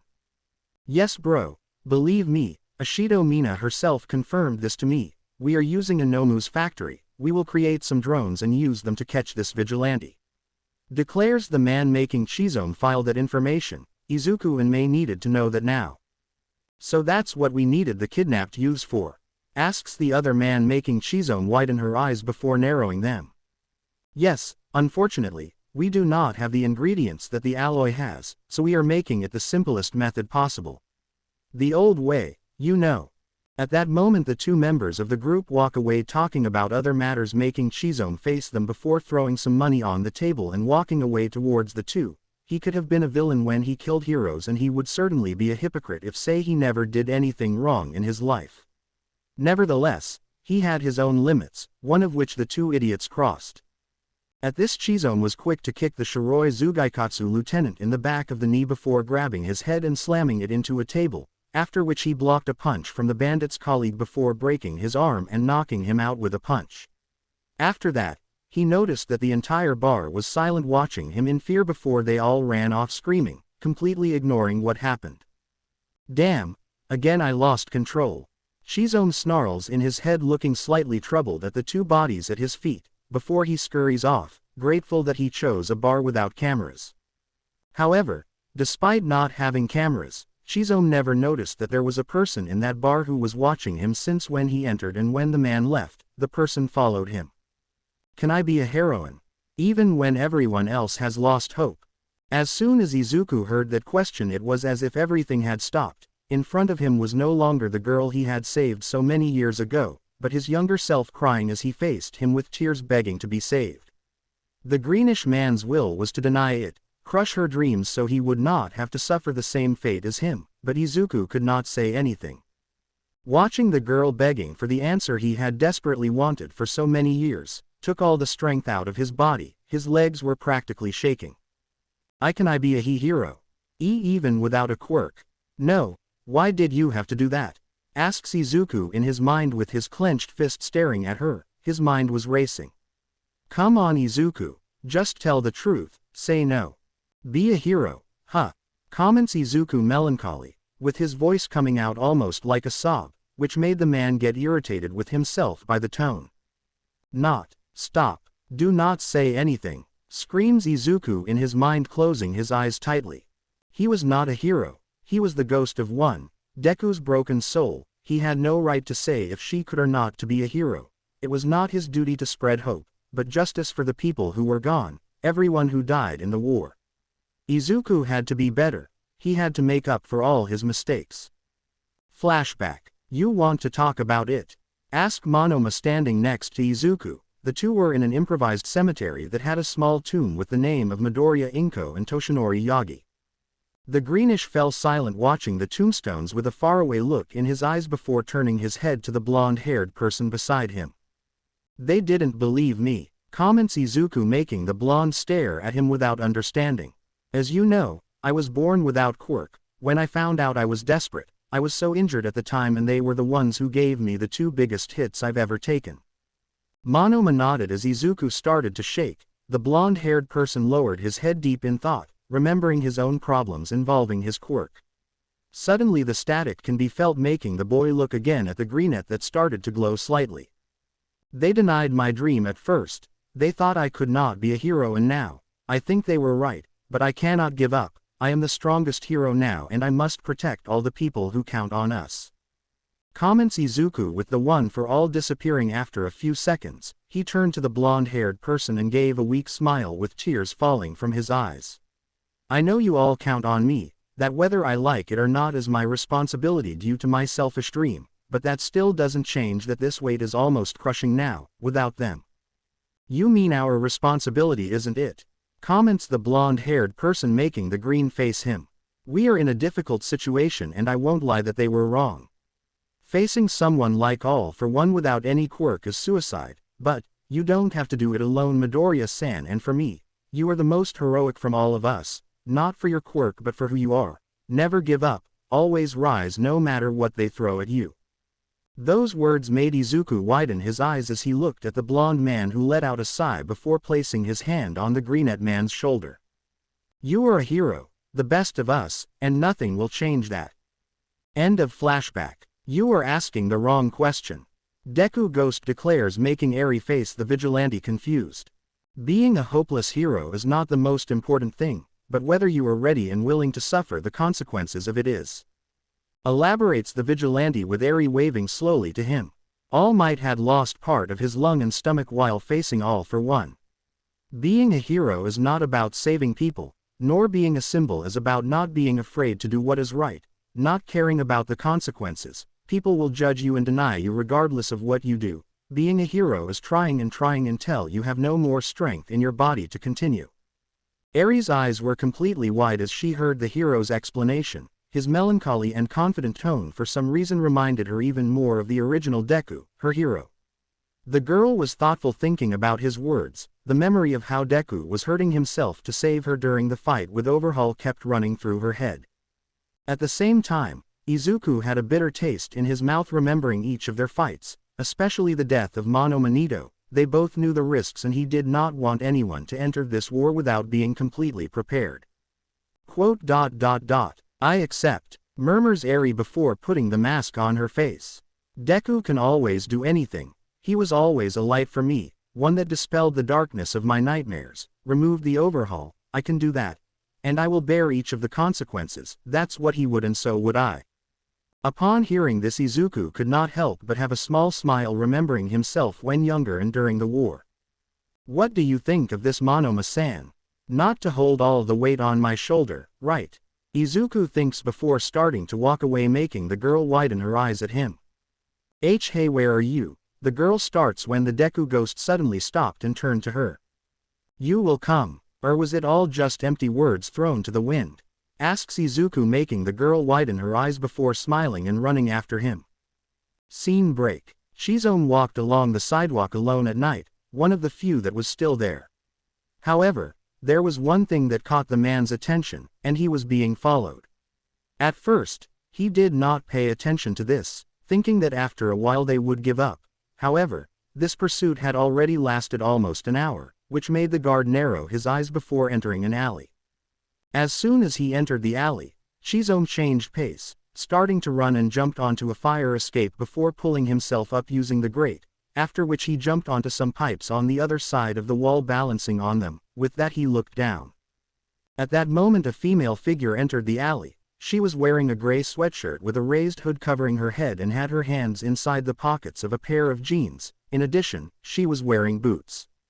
The woman looked around before removing her hands, revealing that they were covered in woolen gloves, after which she lowered her hood, showing that she was invisible, which made Shizome blink in confusion. He knew someone like that. Stain, I know you are still here, I just want to talk, please. Calls a female voice that made Shizome sigh, slightly irritated. He really knew this person. With that, the man leapt from where he was before making his way silently down the stairs, landing behind the woman. It is a little late for a walk, Hagakure-san, comments Shizome, distractedly looking at the woman, looking for any kind of weapon on her. I have to talk to him, the woman declares, suddenly making Shizome raise her eyebrow. Him? Who is him? Asks the guard in a confused tone, matching the tone with his expression, while inside his mind raced to understand what the woman in front of him was talking. Hearing this, Hagakure let out a sigh before taking a step forward, causing Shizome to tense up at that. Are we really going to play this little game? I'm talking about my friend, Midoriya Izuku, who has been secretly acting as a vigilante for almost 3 years since the UA. Explains Hagakure before she was pushed against the wall and felt a knife against her throat. Shizome stared at the woman with a frown on her face, frustration on her mind, trying to understand how the woman in front of her had found out about this. Izuku and he had taken numerous precautions to make everyone think they were dead. Now it seemed like it was all for nothing. If she had found out, he needed more information, and maybe do something Izuku would hate. Like, questions Shizome angrily. Why, you are good, you fooled everyone, but I've been investigating this for almost 3 years. I didn't become a reporter by chance. Izuku-kun's body was never found after the explosion. Since I discovered that, I started to investigate discreetly. I knew the risks, but I couldn't leave him alone with that. Not after everything he lost for us. Explains the woman while Shizome stared at her. He suddenly growled before releasing her as he holstered the gun. At the same time, the girl bent over a little, coughing and rubbing her throat. Okay, you have my attention. Shizome grumbles before taking a quick look around. Also, sorry about that. Do you like Katsudon? It is on me. Upon hearing this, the woman's eyes widened, already understanding the code, calling him Katsudon. Really intelligent. Anyone who doesn't know him wouldn't know they were talking about him. Sure, can you have some broccoli? Questions the woman, making the man stare at her irritated before sighing and nodding. With that, the two leave the alley and start to walk away. Scene break. Eri was emotional as she looked at what appeared to be an abandoned building with the Deku-ghost besides her, looking at it with narrowed eyes. The two were on top of the roof of the building that was opposite the other. It was as if she was inside one of the comics that her Aniki showed her of some ancient heroes. At that moment she noticed that the Deku-ghost was staring at her, making her cringe with the intensity of his gaze. Focus, orders the older vigilante before turning to the building, frowning. There, we need to go in. Hearing that, the girl blinked in confusion, returning her gaze to the place and blinked in confusion before turning to the Deku-ghost. How do you know? I cannot see anything there. Don't look for people, look for details. Answers the vigilante before pointing to the windows. The windows are new and you can't see anything through them, no lights on, but you can see that in the alley there's a little light there. Also look at the street, it's in good shape although all the buildings are about to fall down. Someone is keeping the place well structured so it doesn't fall. Now let's go. Upon hearing this, the girl blinks, still confused, before getting up, taking a very long rope from what looked like a bag she was carrying before starting to try to tie the end to what looked like a hook. The Deku-ghost looked at it in silence before sighing and grabbing the girl around the waist and jumping before a whip made of energy came out of his fist hitting the building. The vigilante swung through the air as Eri watched with wide eyes before he let go and landed silently on the ground behind two hooded men. The girl huffed in disgust as he released her before delivering a kick to the side of one of the guards' heads causing the other to turn around. However, he could not do anything when he received a blow to the throat before several more punches hit him in several places before receiving a final kick that sent the man into the wall hitting his head before passing out. Dude, you are. Before the man could say anything, Deku-ghost landed a final kick to his jaw, knocking the bandit unconscious. Eri watched in a daze as the vigilante took down the two criminals in practically seconds, a small feeling of relief appearing in her chest since she was with him breaking into a building to save someone. At that, the Deku-ghost calmly opened the door and entered the room. Seeing this, she quickly followed him running. They walked for a few moments when they found what appeared to be an elevator. She was about to press the button when the Deku-ghost went to the doors and opened them with his hands, after which he jumped into the elevator shaft. Cautiously the girl looked into the room before the energy whip grabbed her waist and pulled her into the pit, eliciting a small scream from her. However, she soon found herself being placed next to the vigilante who opened a ventilation duct. With that the two entered it and began to crawl through the narrow space. He suddenly stops and looks down. Curious, Eri slowly sneaks up to him and looks into what appears to be a gigantic underground lab with some metal beams all around. However, that was not what caught Eri's attention, but the various Nomus inside large capsules, as well as the boy she saw earlier who was trapped on a table with several members of Shiroi Zugaikatsu and some scientists. The girl's eyes widened in horror at that, even more so for her past, having brief glimpses of what the overhaul had done to her during her childhood. You do not have to come if you do not want to, just having come this far is impressive and you can consider yourself a hero. Deku-ghost declares while opening the duct and jumping on one of the beams before getting up in complete balance before looking at the girl.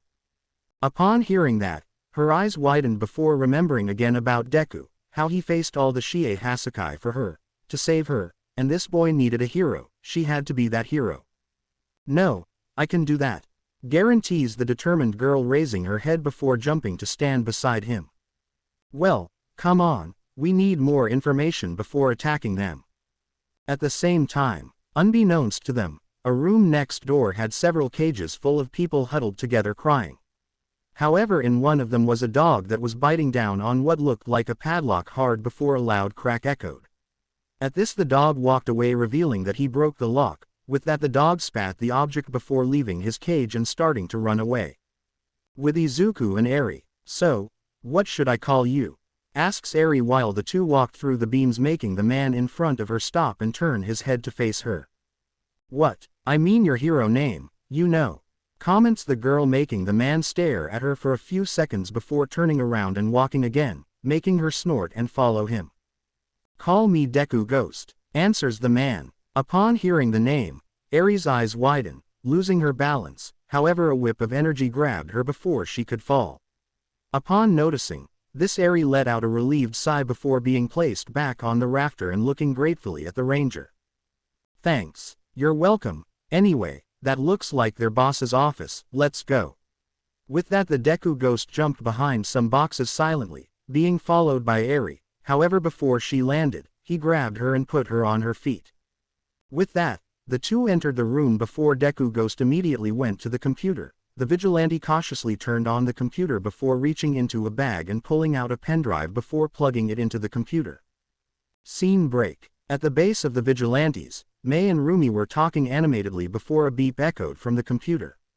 Suddenly Rumi blinked when she noticed that the pink one she was talking to disappeared from her front, With that, the ex-heroine turned her head to the computer and saw Mei sitting in the chair before starting to open other screens by clicking quickly on the keys, giving commands at high speed.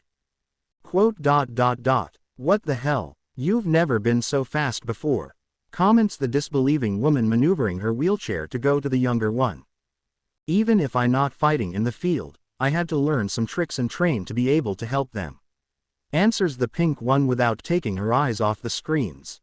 Hearing this, Rumi makes a face and watches the pink one working, a feeling of guilt entering his chest. After all, it was technically her fault for all of them being like this. She was one of the heroes of the war, one that lost. Thanks to that, the world entire was condemned while she was imprisoned.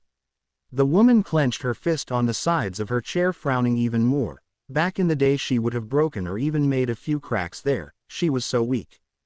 "None of you should be doing this. It was supposed to be me. I apologize for everything, for having lost the fight." The woman begins before Mei lets out a sigh, squeezing her hand of the buttons before turning to face the woman in the wheelchair. "Rumi, do not worry, there's nothing to apologize for. It wasn't your fault, just all for one, and we'll make sure he'll pay dearly for it," guarantees Mei before letting out a sigh and crossing her arms facing the albino. "But I don't think that's why you're like this, is it?" "No, it's just stupid, but I should be there. Fighting is in my blood, and now I'm sitting here in a hideout stuck in a damn wheelchair," exclaims Rumi, irritated with a little burning in her eyes, something she promptly swallows before looking at the pink one, who still stares at her with the same expression as before, which made the albino happy. She didn't want pity. "It's just pathetic. If you want, I can create a prosthesis for your legs, so you could go back to fighting and stop feeling pathetic, as you say," comments Mei, returning to work on the computer. "Anyway, I have to finish stealing all the information from that Nomu's factory for Izuku to destroy everything there." "So it was really Izuku-kun who was doing this, huh? I love it when I'm right," comments a female voice at the entrance of their hiding place, which makes both women turn around to see Chizome accompanied by a set of floating clothes. "Hagakuri-san?" asks Rumi, surprised. However, Mei just gave the invisible woman a quick look before going back to her computer and giving a smile. With that, she turns on her communicator in her ear. "Izuku, all done, you can knock the place down." With that said, Mei turns to the two people who arrived and gives them both a stern look, something that surprised Rumi, seeing the intensity of it. "Chizome, explain now," commands Mei with a tone that made both Rumi and Hagakuri cringe. "If you think this is scary, wait until you see Midoriya," grumbles the man before flinching with the look of the pinkett on him. "Okay, I understand, you are angry, but first let me explain what happened." As soon as he received Mei's answer, the Deku-ghost removed the pendrive and pocketed it in his belt, making airy look at him. Quote, "What now?" questions the girl, which made the Deku-ghost stare at her. Quote, "What's your hero name? I can't call you by your civil name or girl while we're on the battlefield," declares the vigilante, making the girl blink in surprise at this before a determined look appears on her face as she takes her fencing sticks from her back. "I am the new Deku." Upon hearing his answer, the Deku-ghost nods before his body begins to release smoke. "Follow my lead, Deku. Outside the office. Please release me, I promise not to talk to anyone about this," implores the boy trapped in the metal bed before a scientist lets out a sigh and injects him with a tranquilizer that slowly puts the boy to sleep. "Why do they always have to beg? It gets boring after a while. Also, why don't we use the usual method of creating Nomus?" asks the scientist, turning to another. "Because only All for One has access to the former criminal Twice's quirk, he wouldn't give anyone the formula for mass production of his strongest Nomus," grumbles the other irritated scientist before blinking when noticing that his boss's office was full of smoke. "Why is there so much smoke in there? Did something explode?" Suddenly the window in the room was broken as the Deku-ghost landed on the ground with smoke rising from its body. The vigilante calmly looked at each of the people there and narrowed his eyes before throwing several kunai knives at the guards, hitting them in the throat and killing them. "Activate the No!" shouted one of the scientists before something hit him in the back of the head, making him fall unconscious, revealing that behind him was Deku, who tightened his weapons even more while facing them. With that, the guards and scientists attacked the two vigilantes, making Deku widen his eyes as he dodged a scientist's blow and kicked him away. Since when do scientists also fight? In the comics, they always ran away. Deku exclaims in shock before hitting one of his opponents in the face, knocking him down. At the same time, the Deku-ghost kicked one of the scientists in the face, knocking him to the ground before landing a hook on the chin of one of the guards, after which he grabbed another opponent's fist before breaking his arm and punching him hard in the face. Real life is different from the comics. Deku, ignore that and just fight, advises Deku-ghost before throwing several shurikens at a guard approaching Deku. Noticing the man hid behind her, the girl waved before the two concentrated on fighting their opponents. It was thanks to that, however, that she did not notice one of the guards on the ground she would knocked out standing up and withdrawing his gun, pointing it at her. However, before he could attack, a dog that bit his neck hard causing the man to scream as he was attacked by the animal attacked the guard. Hearing this, the two guards turned to see the dog biting the man before letting go. Its mouth was covered in blood, and upon seeing them the animal growled softly before calming down seeing the people lying around them. A dog? How did a dog get in here? Questions Eri confused looking at the animal that slowly approached them. At that moment the Deku-ghost also approached, kneeling before removing his glove revealing a hand marked by some scars. Don't worry boy, we won't hurt you, guarantees the older vigilante when the dog growled at the hand. However, the man did not show surprise or retreat. Noticing this, the dog calmed down and sniffed the Deku-ghost's hand before barking friendly and rubbing its head against his hand. After that, the guard got up and looked at the boy trapped in the metal table. Deku, take the boy off the table, I'll release the other prisoners, commands the Deku-ghost making the girl blink in surprise. Other prisoners? Deku asks in surprise, making the guard nod while putting the glove back on. Yes, this dog is a German Shepherd, from Germany used as a guard dog and by the police. In Japan it is difficult to find one of these walking down the street, so it is obvious that he was already somewhere nearby, that is, more prisoners. Answers the vigilante before opening a couple of doors making the girl choke with the smell that came. Oracle, if you're still listening, notify the police about several people being held. With that, the vigilante entered the room. Meanwhile Eri swallowed hard before turning her attention to the boy trapped on the table and quickly started to free him from the table. Some hours later, Mina was in her new office drinking a glass of whiskey vigorously. She really needed this after Dabi's death and the new vigilante that showed up dismantling her and the other gang's operations in Japan. Suddenly she received a call, which the pink one answered without much concern. This is Ashido, who is speaking, asks the slightly distracted girl. She could feel the alcohol having an effect on her. This is Mr. Compress, from the League of Villains. Unfortunately, we will no longer be able to give you the Nomus, and the factory we gave you has been compromised and destroyed, informs the villain making the pink one freeze with her eyes widening before a squeak sounded from the cell phone while an angry expression appeared on her. What happened? Asks Eri getting up from a sofa rubbing the back of her neck. However, she soon widened her eyes seeing her surroundings unlike any place she knew before. She soon heard an amused snort and turned around only to widen her eyes upon seeing a person she never thought she would see again. Ha Hatsume ne, calls the girl with wide eyes when she sees the woman in front of her who smiled at her gently. Hi Eri-chan, how are you? Greets the pink before Eri hugs her crying. I missed you too. It was at that moment that Eri lifted her head and noticed how Chizone was leaning against the wall with a very small smile on her face while Rumi was next to them sitting in the wheelchair with a serene smile on her face, in addition to the German Shepherd sleeping on the floor right in front of the couch. However, what most caught the girl's attention was the Deku-ghost speaking softly with a set of floating female clothes, that is, Hagakure Toru. Wait, if you are here and he is here then it means that. The girl starts turning her gaze to the pink one who nodded. With that the two turned to the Deku-ghost who spoke with the invisible woman before to sigh.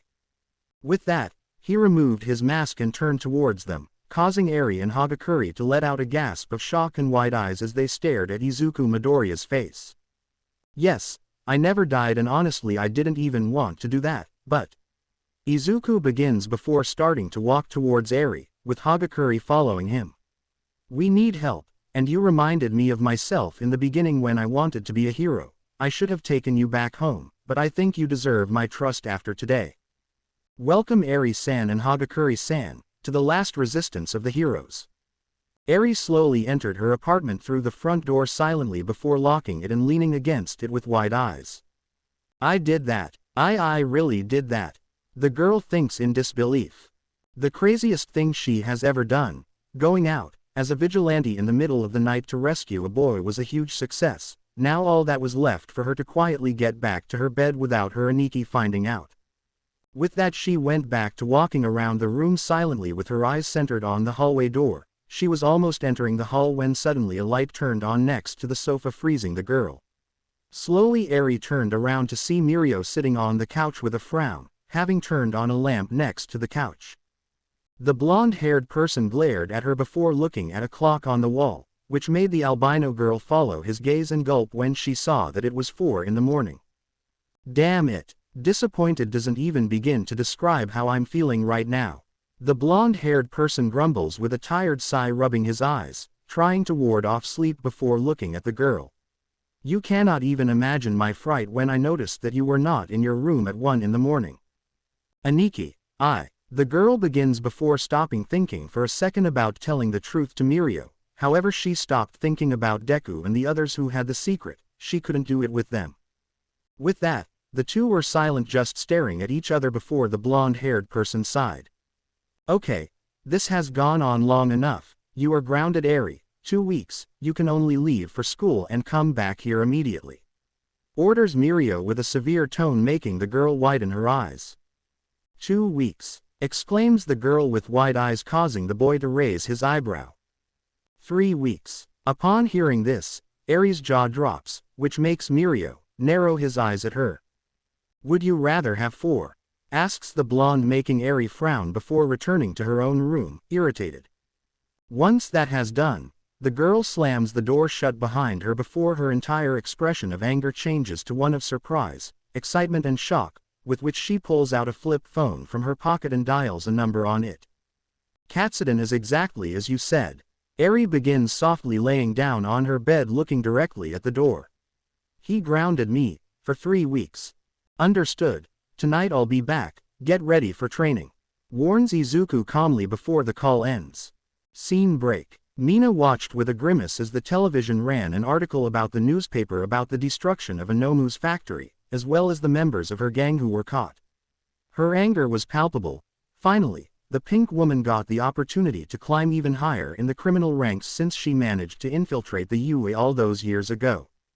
Then the vigilante appeared, taking down big underworld schemes and putting fear in criminals, something that ended up frustrating Mina with the situation, especially with his henchmen now scared of him all the time.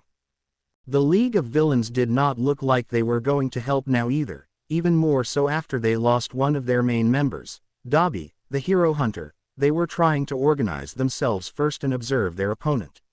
Mina was alone. If she wanted this vigilante dead, she would have to do it herself. A growl escaped the woman before she took a deep breath as she leaned back in her chair. With that she picked up her glass of whiskey and downed it all. After that, she took out her cell phone and turned it on, scrolling through the list of contacts before calling one of them. It was time to solve her problem, and Mina knew exactly how to get started. Meanwhile, Momo stared at the television with a serious look while drinking a cup of coffee. The news seemed to spread like wildfire. The woman then got up and walked calmly to a huge window that showed the whole city. She now lived in a penthouse in the tallest building in the city. Since the war ended, Momo still had her quirk because the Yaoyorozus had paid the fine for her to still have it, at least before she was kicked out of the family. Which that drove the woman to do things she regretted in order to survive, even though she did not have many options at the time. Okawa-san, good morning, murmurs a soft and childish voice that made Momo leave her thoughts and turn towards the stairs that led to the second floor of the penthouse. Coming down the stairs was a child, a boy. He had black hair like Momo's, though it was completely messed up with freckles on his cheeks and bright emerald eyes, and he was dressed in a simple red shirt and white shorts. She smiled at the boy and walked over to him, leaving her cup on the table before picking up the boy and lifting him onto her lap. Good morning, Takeo-kun, how is my little boy today? Greets Momo with a smile, which made the child smile at her and hug her. Ganbaru Takeo. Ganbaru Momo's son and her most precious treasure, as well as the reason the woman was disinherited from the Yaoyorozu family. Momo was a determined woman and her biggest goal was to ensure her son's safety, no matter what the cost. She agreed with that and was sure that if he was with her, he would agree. It was because of Takeo that Momo decided to start her own company, so she could raise her son without fear. It was also the first time she really abused her quirk, but now she didn't care anymore. When it came to Takeo, Momo would have everything. Okawa-san is thinking a lot again, comments Takeo, making Momo blink and stare into her son's piercing eyes. You always get like that when you're thinking about work, Otou-san, or adult things like you say. Maybe you're thinking about something more fun like ice cream, or maybe. With that, her son began a large amount of rapid and inaudible mumbling, which made the Ganbaru blink before smiling fondly, remembering someone else she knew who had this same mania. However, she forced herself out of her trance to place Takeo at the table and fix breakfast for her son. The woman ignored the boy's unstoppable muttering as she continued with her normal routine before finally sitting back in her chair and scanning the newspaper quickly before looking at Takeo. Immediately, the television screen turned off, which caught the attention of the child who, as soon as he realized he was at the dining table, completely stopped his murmurs to start eating. Momo smiled at that. It always warmed her heart to see how her son was so innocent, something that reminded her a lot of his father. In addition, that was something she was sworn to protect, something that could be at risk with the situation in the city. Momo was not an idiot, she could not be, since she had to build her company from scratch and make sure the Yaoyorozus paid for what they did to her son. Momo started small, buying every one of their cars, or making sure they were impounded, after which he acquired all of the smaller associated companies that generated a good portion of their profits. With that, she only had to wait a little longer before buying the Yaoyorozus' own company, leaving them completely destitute, after they disowned her for corrupting the lineage of the Yaoyorozus. Normally Momo would not have bothered with revenge, but they ended up harming her son, and that was unforgivable. His actions had been cruel and vindictive. Momo knew that and was ashamed of having done that, but he would do it all over again if that were the case. However, that also worried her, with the new vigilante and the name he adopted. Would she be a target later? Of course, she was not an Ashido Mina in life, but she still did all those things before. And the other thing that worried her, this new Deku, who the hostages revealed was called Deku-ghost, was an unknown quantity. She didn't know anything about him. It could be any person who somehow got the one for all, but it could also be him, and Momo didn't know what the worst case scenario would be. The first could be complicated by having to prepare for a very likely attack in the future, and the second, even though she might be able to stop Midoriya from doing something extreme, would still have the issue of her own sanity. The press conference worried her a lot. She lived with the original Deku, and she knew him very well and knew that he would never have done that with Dabi. Midoriya-kun, murmurs Momo with a tired sigh. However, she did not notice that Takeo, who stopped eating to turn to his mother with a curious and confused look, heard her sigh. Midoriya-kun, who is he? Asks Takeo, making Momo widen her eyes and turn to the child with wide eyes in shock. It is the first time Okawa-san talks about someone with that tone.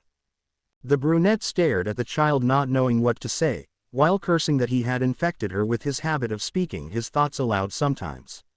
His son continued to stare at him with his green eyes before they flashed with excitement.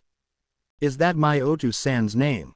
He is coming back. I will meet him. Takeo asks excitedly, making Momo swallow hard. However, before she could answer, and her cell phone started ringing. Immediately the woman removed the device from her pocket and looked at the screen. At that, every ounce of emotion and joy in her eyes disappeared, turning into a cold indifference that made Takeo blink. Okawa-san, it is nothing, Takeo-kun. Your Okawa-san just has to solve some boring adult matters. Guarantees Ganbaru before getting up from his chair and kissing his son's head, making him laugh a little. With that she walked away from him. Once out of his son's sight, his gaze flicked to his cell phone screen, or rather the name of the person calling him, and this time his eyes had an emotion in them: anger. Scene break. A girl walked silently through the tunnels of an abandoned subway, dark and worn. She was dressed in a pink coat with a raised hood and jeans with boots. The walk continued for a few moments before she finally exited through a tunnel that led into a forest. Once there, the girl smiled and started walking before a sweep and someone knocked her down, landed on top of her, restraining her. She looked up and saw Izuku's face, who was staring at her with a frown upon seeing her. With that, he stood up with an irritated sigh as he shoved his hands into his pockets and looked up at the sky that had the sun shining. "I said I would call you when it was necessary, besides, weren't you grounded?" asks Izuku, making the girl laugh before lowering her hood, revealing herself Eri. "Sorry Deku-san, but I couldn't wait. If I can help people I should try. Isn't that the duty of a hero?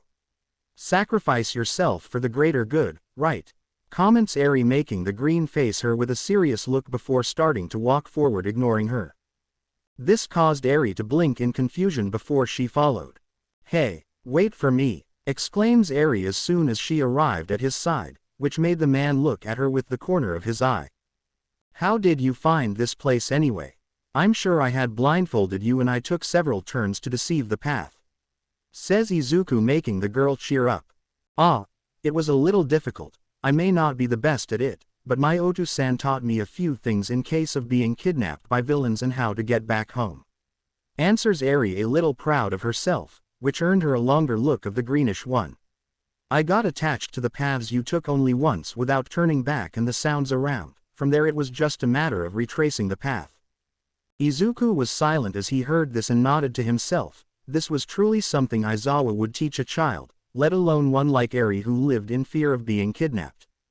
Flashback. Problem child. Hearing this nickname being called, Izuku turns away from the battered training dummy to face his former teacher, glaring at him with a frown. "You're doing it wrong," comments the former teacher, making the green blink in surprise. "What you mean?" asks the boy, making the man approach him. "This is no longer a routine fight against villains, it's a war. You no longer have the luxury of holding back while fighting or even giving mercy. Your blows were just to incapacitate. You have to be better. Focus your strikes in effective regions, lethal regions, and hit hard," declares Aizawa, looking at the training dummy with a neutral look before turning around and starting to walk away again, being followed by Izuku. "Remember Midoriya, just because you spared a villain and he changed by becoming an ally, it doesn't mean that everyone will be like that too, and that if you spare one now, later you may regret it. Everyone's lives are in your hands." End of flashback. He should have listened to Aizawa earlier. Izuku knew he had failed his teacher, but he was not going to fail again. Suddenly Eri found herself falling to the ground with a painful groan. She got up shakily and looked at the green man, who stared at her with cold eyes and clenched fists. Lesson number 1. Your enemies will not wait for an invitation to attack you. If they have the chance, they will take advantage of it. Be alert all the time, Izuku says before getting into a combat position facing the girl. "Now show me what you know how to do, Deku." With that, Eri stands up and screams as she runs into the green, ready to fight. A police car drove down an empty road before stopping in front of a pair of destroyed gates with the walls smoking and broken with large pieces of rubble in the distance. It was the old school of heroes, the UA. At that moment, the car doors opened, revealing that it was Katsuki and Eijiro. They quickly closed the doors and quickly walked towards the wreckage and corpses around. When the UA was completely destroyed, the dead heroes were left in place by the villains, as a message to the entire planet of the final outcome. "Katsuki-kun, are you sure about this?" asks Eijiro, worried, looking around, which made the blonde narrow his eyes. "I do not see any other way to get our answers. I have to know if he is dead or not, Eijiro. That at the police station, Deku would never do that, never." Katsuki growls, giving the redhead a look that just shrinks, averting his eyes. "I know, but it's been years since the UA blew up, and if we find, his body, or we don't find anything," declares the redhead, making the blonde growl before approaching the already destroyed doors and kicking them. The once great UA was now a symbol of the greatest defeat of the heroes and the ultimate victory of the villains, as they ended up with the hero who carried the one for all. A frown appeared on Katsuki's face at the memory of that battle. Flashback. "Abara, you must leave the building now," exclaims Katsuki in his hero uniform, shooting explosions like a machine gun at several Nomus while Eijiro fought anyone who approached him. "We are going as fast as we can, Katsuki-kun. but there are too many civilians here for us to evacuate. We're going as fast as possible," announces Shiozaki through the communicator in Katsuki's ear. The blonde-haired person snarled before clenching his fist and unleashing a massive blast that shook the ground, sending several Nomus flying. At that moment he saw one of his friends, Shiro Honta, being knocked down by several Nomus before a scream echoed and the helmet went flying, as well as an arm. At the same time he saw how Tetsu was grabbed by a giant and muscular man holding one of his legs and his head. The boy roared in defiance, throwing several punches at the monster's stomach while the sound of something breaking was heard, and suddenly Tetsu was split in two. With that the Nomu threw both parts away and roared at Katsuki. "Su-chan!" The exclamation made the blonde widen his eyes and turn to see Tokiyami holding the injured frog woman. The two had their uniforms practically destroyed and covered in blood, with dark shadow protecting them from several beams of energy concentrated on them. Unfortunately, the energy was so much so that it dissipated the shadow and hit the couple, earning painful screams from both. "Shit," Katsuki growls. They were being massacred. If Deku was going to win, it had to be now.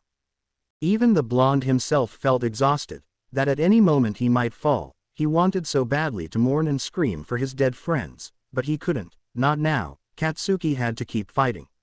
He saw how Eijiro also looked exhausted, punching the Nomus away while his uniform was mostly destroyed. "Katsuki-kun," calls the woman in his ear while the blonde shoots more at his opponents. "Katsuki-kun, if we don't make it." "No, do not say that, it is not over yet," exclaims the blonde, kicking a Nomu and shooting an explosion inside the creature's mouth, killing it. "We are not going to lose here. Katsuki-kun, I love you." After that, the sound that came from the communicator was just static, which was followed by an immense explosion that made the entire battle stop and throw Katsuki forward, falling on top of Eijiro. The two rolled across the floor before stopping and looking up in shock. The UA was on fire, but that was not what Katsuki was worried about. It was who was still in the building at the time. "Abara." End of flashback. "You were thinking about her again, right?" asks Eijiro, making the blonde stop walking. Seeing this, the redhead sighs. "Katsu, I know it hurts. I was there during the battle and lost a great friend, but we cannot live in the past. It is not healthy." "Good to see we agree on this," comments a new voice, making the two turn around to see Kyoka wearing civilian clothes leaning against the door of a room on their side. At the same moment, appearing from the corner of the corridor was Ochako with his police clothes and gun in his hand. However, she soon relaxes when she sees who she found. "You came here too," comments Ochako thoughtfully, making the purple girl wave to her. There was no way not to come after that apparition, especially considering everything. Kyoka mutters, which makes Ochako wave to her. "I already checked the roof. That's where the explosion originated, and I noticed a big hole that goes through all the floors to the ground floor. I was going there now." "Then let's go. I have to make sure it's Deku," growls Katsuki before walking away, receiving a worried look from Eijiro. Quickly the redhead ran after his partner, leaving the two women alone who faced each other before walking towards the cafeteria. With Katsuki and Eijiro. Once the two were at a safe distance so Kyoka could not hear them, Eijiro approached the blonde. "Are you sure you are okay?" asks the redhead, receiving a look from Katsuki. "No, I just want to find out if that shit nerd is still alive and if anyone else survived it. Maybe there is still a chance for Abara," reveals Katsuki, making the redhead sigh. He should have guessed that. Despite the two being in a relationship now, the redhead always knew that his boyfriend's first love was always a troublesome issue with him. Katsuki and Shiozaki had started dating in the middle of the war and even had a wedding planned, for when it was all over, then they lost and all plans ended. It took a long time to get the blonde to do anything or even want to leave the house, but Eijiro managed with a lot of effort to convince him to become a police officer. They even entered into a relationship. However, Eijiro always knew that despite everything, Katsuki would always have a part of him that would belong to Shiozaki Abara, no matter what. Despite this, Eijiro promised that he would always side with Katsuki and he would keep that promise. With Kyoka and Ochako, "I have not seen you for a long time, turned into a cop, huh? Didn't expect that," comments Kyoka distractedly, making Ochako narrow his eyes at her. "And you kept your quirk." This made the two face each other. They did not part on the best terms in the past, During the war it could already be said that they only put up with each other because they were allies, but there was no friendship between them anymore. It all started when they found out that they were liking the same guy. At that moment their friendship cooled a little, with the two becoming more rivals than friends. Nevertheless, everything changed during the war on their mission to escort some people, among which were some quirkless. When Ochako found out about this, she didn't seem as excited as before, something that made Kyoka curious. After all, it was hard to imagine that sweet and gentle person who was her colleague changing into something more aloof, even during battles. As the mission progressed, Ochako seemed to be more concerned about the quirkless and focusing her help on other people, something that bothered Kyoka and made the two have a conversation. Right there Ochako revealed that she did not like the quirkless, something she picked up from her childhood. Apparently, her parents' construction company was one of the only ones that accepted quirkless people as employees, and that made them very badly requested, and it stuck in the girl's mind. Kyoka didn't take it very well. After all, her quirk was almost useless with her being considered almost quirkless. The two fought until it reached the current point that they couldn't call themselves friends anymore. At least they could still stay focused on the mission. However, Kyoka stopped when she saw 3 bodies on the floor with a corridor behind a false wall that led underground with claw marks all around and several stones blocking the way. The woman shuddered. The scars of that last battle always hurt when she remembered. Flashback. Kyoka snarled as she was hurled into the wall by one of the Nomu's drones. The creature roared at her and leapt towards her with claws ready. However, as soon as it was about to hit it, a large amount of red mass hit the creature, throwing it away. The girl grunted as she got up to see Vlad King in front of her, panting. The teacher has seen better days, with his uniform in tatters and half of his face disfigured with his white hair covered in red. "Hey, can you still move?" asks the hero, making her nod weakly before looking at her leg. The albino followed her gaze and grimaced when he saw that the member was broken. She was not going to be able to help much anymore. At that same moment, they heard several roars and turned around to see Kamui Woods and Jirota Shishida in front of them with worried looks. "Shit," Shishida mutters softly before turning to the two. "It's a battalion of Nomu's drones." "Damn," Vlad growls before looking at Kyoka. "Listen, we'll hold them. I need you to help lead the civilians out of here." "What? But," Kyoka begins before the hero presses a button on the wall, making it open and reveal several stairs. "It is an order. Go and help the civilians to escape. We'll be right behind," orders Vlad before throwing the woman into the passage. Kyoka looked at him suspiciously before starting down the stairs as fast as she could. It was at that moment that she heard the roars and sounds of fighting coming from above. It took a few seconds before there was only roaring, and then everything started to shake. End of flashback. In the end, none of them had survived, and Kyoka managed to escape when the rocks blocked the way to her. The purple arrived at the civilians until the villains arrived announcing their victory. Kyoka had a few regrets that day. Running away was one of them, even though she survived, but the cost seemed too high for her. Ochako noticed that but did not say anything. She knew Kyoka had her scars from that day. They all did, and it was like an agreement between all survivors and ex-heroes not to comment on that day. "We are here," Katsuki declares as he opens the cafeteria doors. The quartet cautiously advances through the place before widening their eyes, looking at what looks like a crater in the middle of the place. "Wait a moment," Kyoka says, narrowing her eyes before running towards the crater, being quickly followed by the others. The purple one got there and knelt down before brushing away some of the sand and dirt from the floor. Once that was done, she looked down and widened her eyes before grabbing something and pulling up a necklace with a ring on it.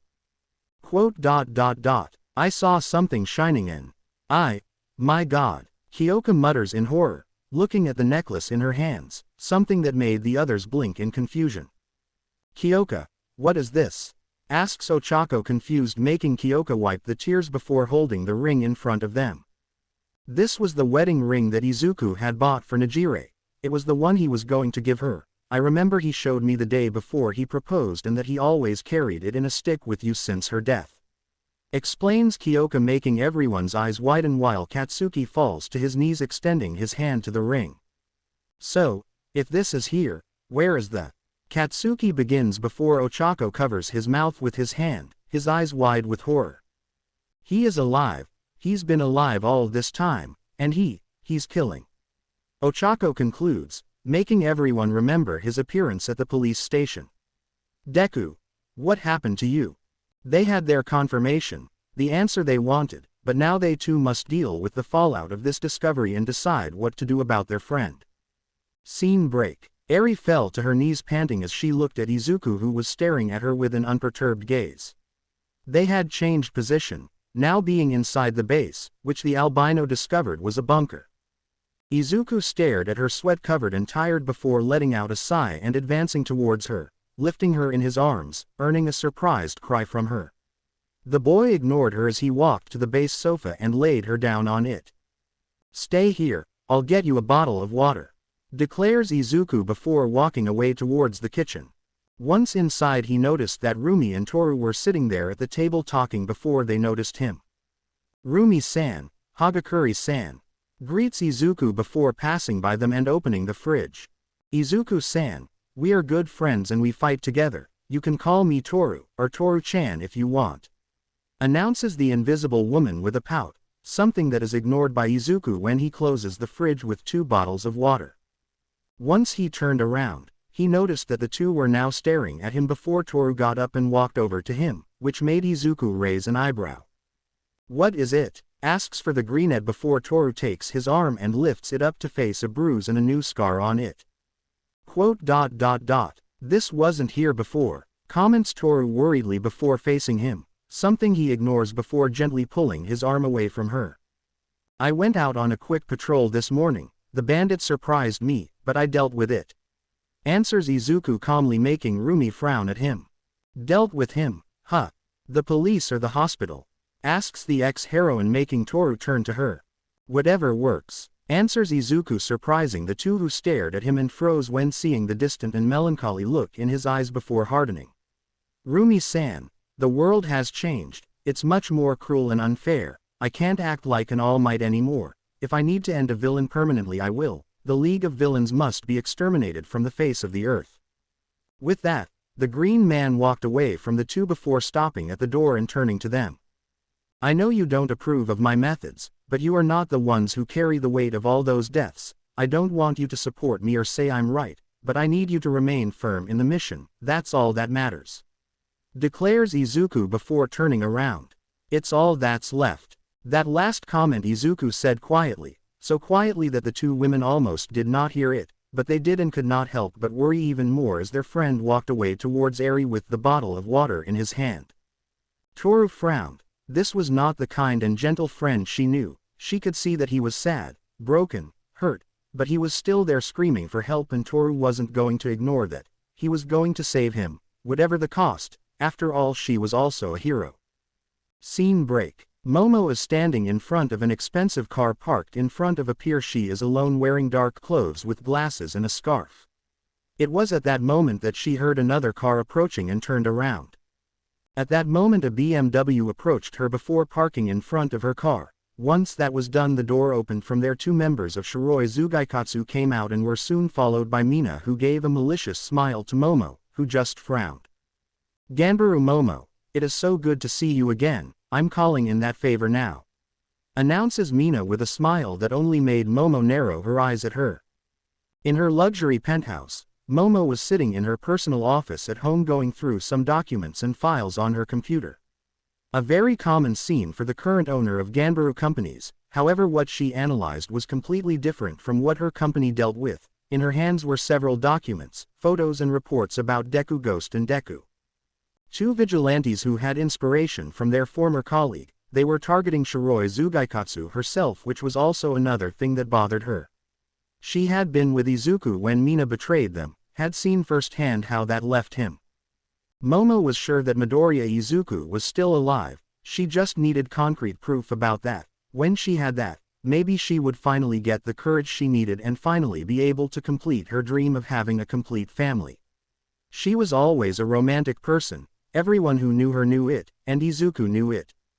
When Nijire died, he was inconsolable. For days on end Izuku was in a wild state in the war. If he were not fighting, he would be training. Everyone was worried about him, her included. Momo could not let someone as kind and caring as Midoriya fall into such a dark abyss, not when he would not allow her to fall too. It occurred even at the beginning of the war. Momo could no longer continue, her own low self-esteem affected her, as well as the stress of all the battles they faced. She was going to give up or even die in a fight, but Izuku did not let that happen. He was the first to go to her and encourage her to ensure that everything was fine, that they would manage to survive the battle. Over time Momo found in Izuku a friend as good as Kyoka, her best friend. They went through difficulties during the war, so many friends lost, moments of joy and love.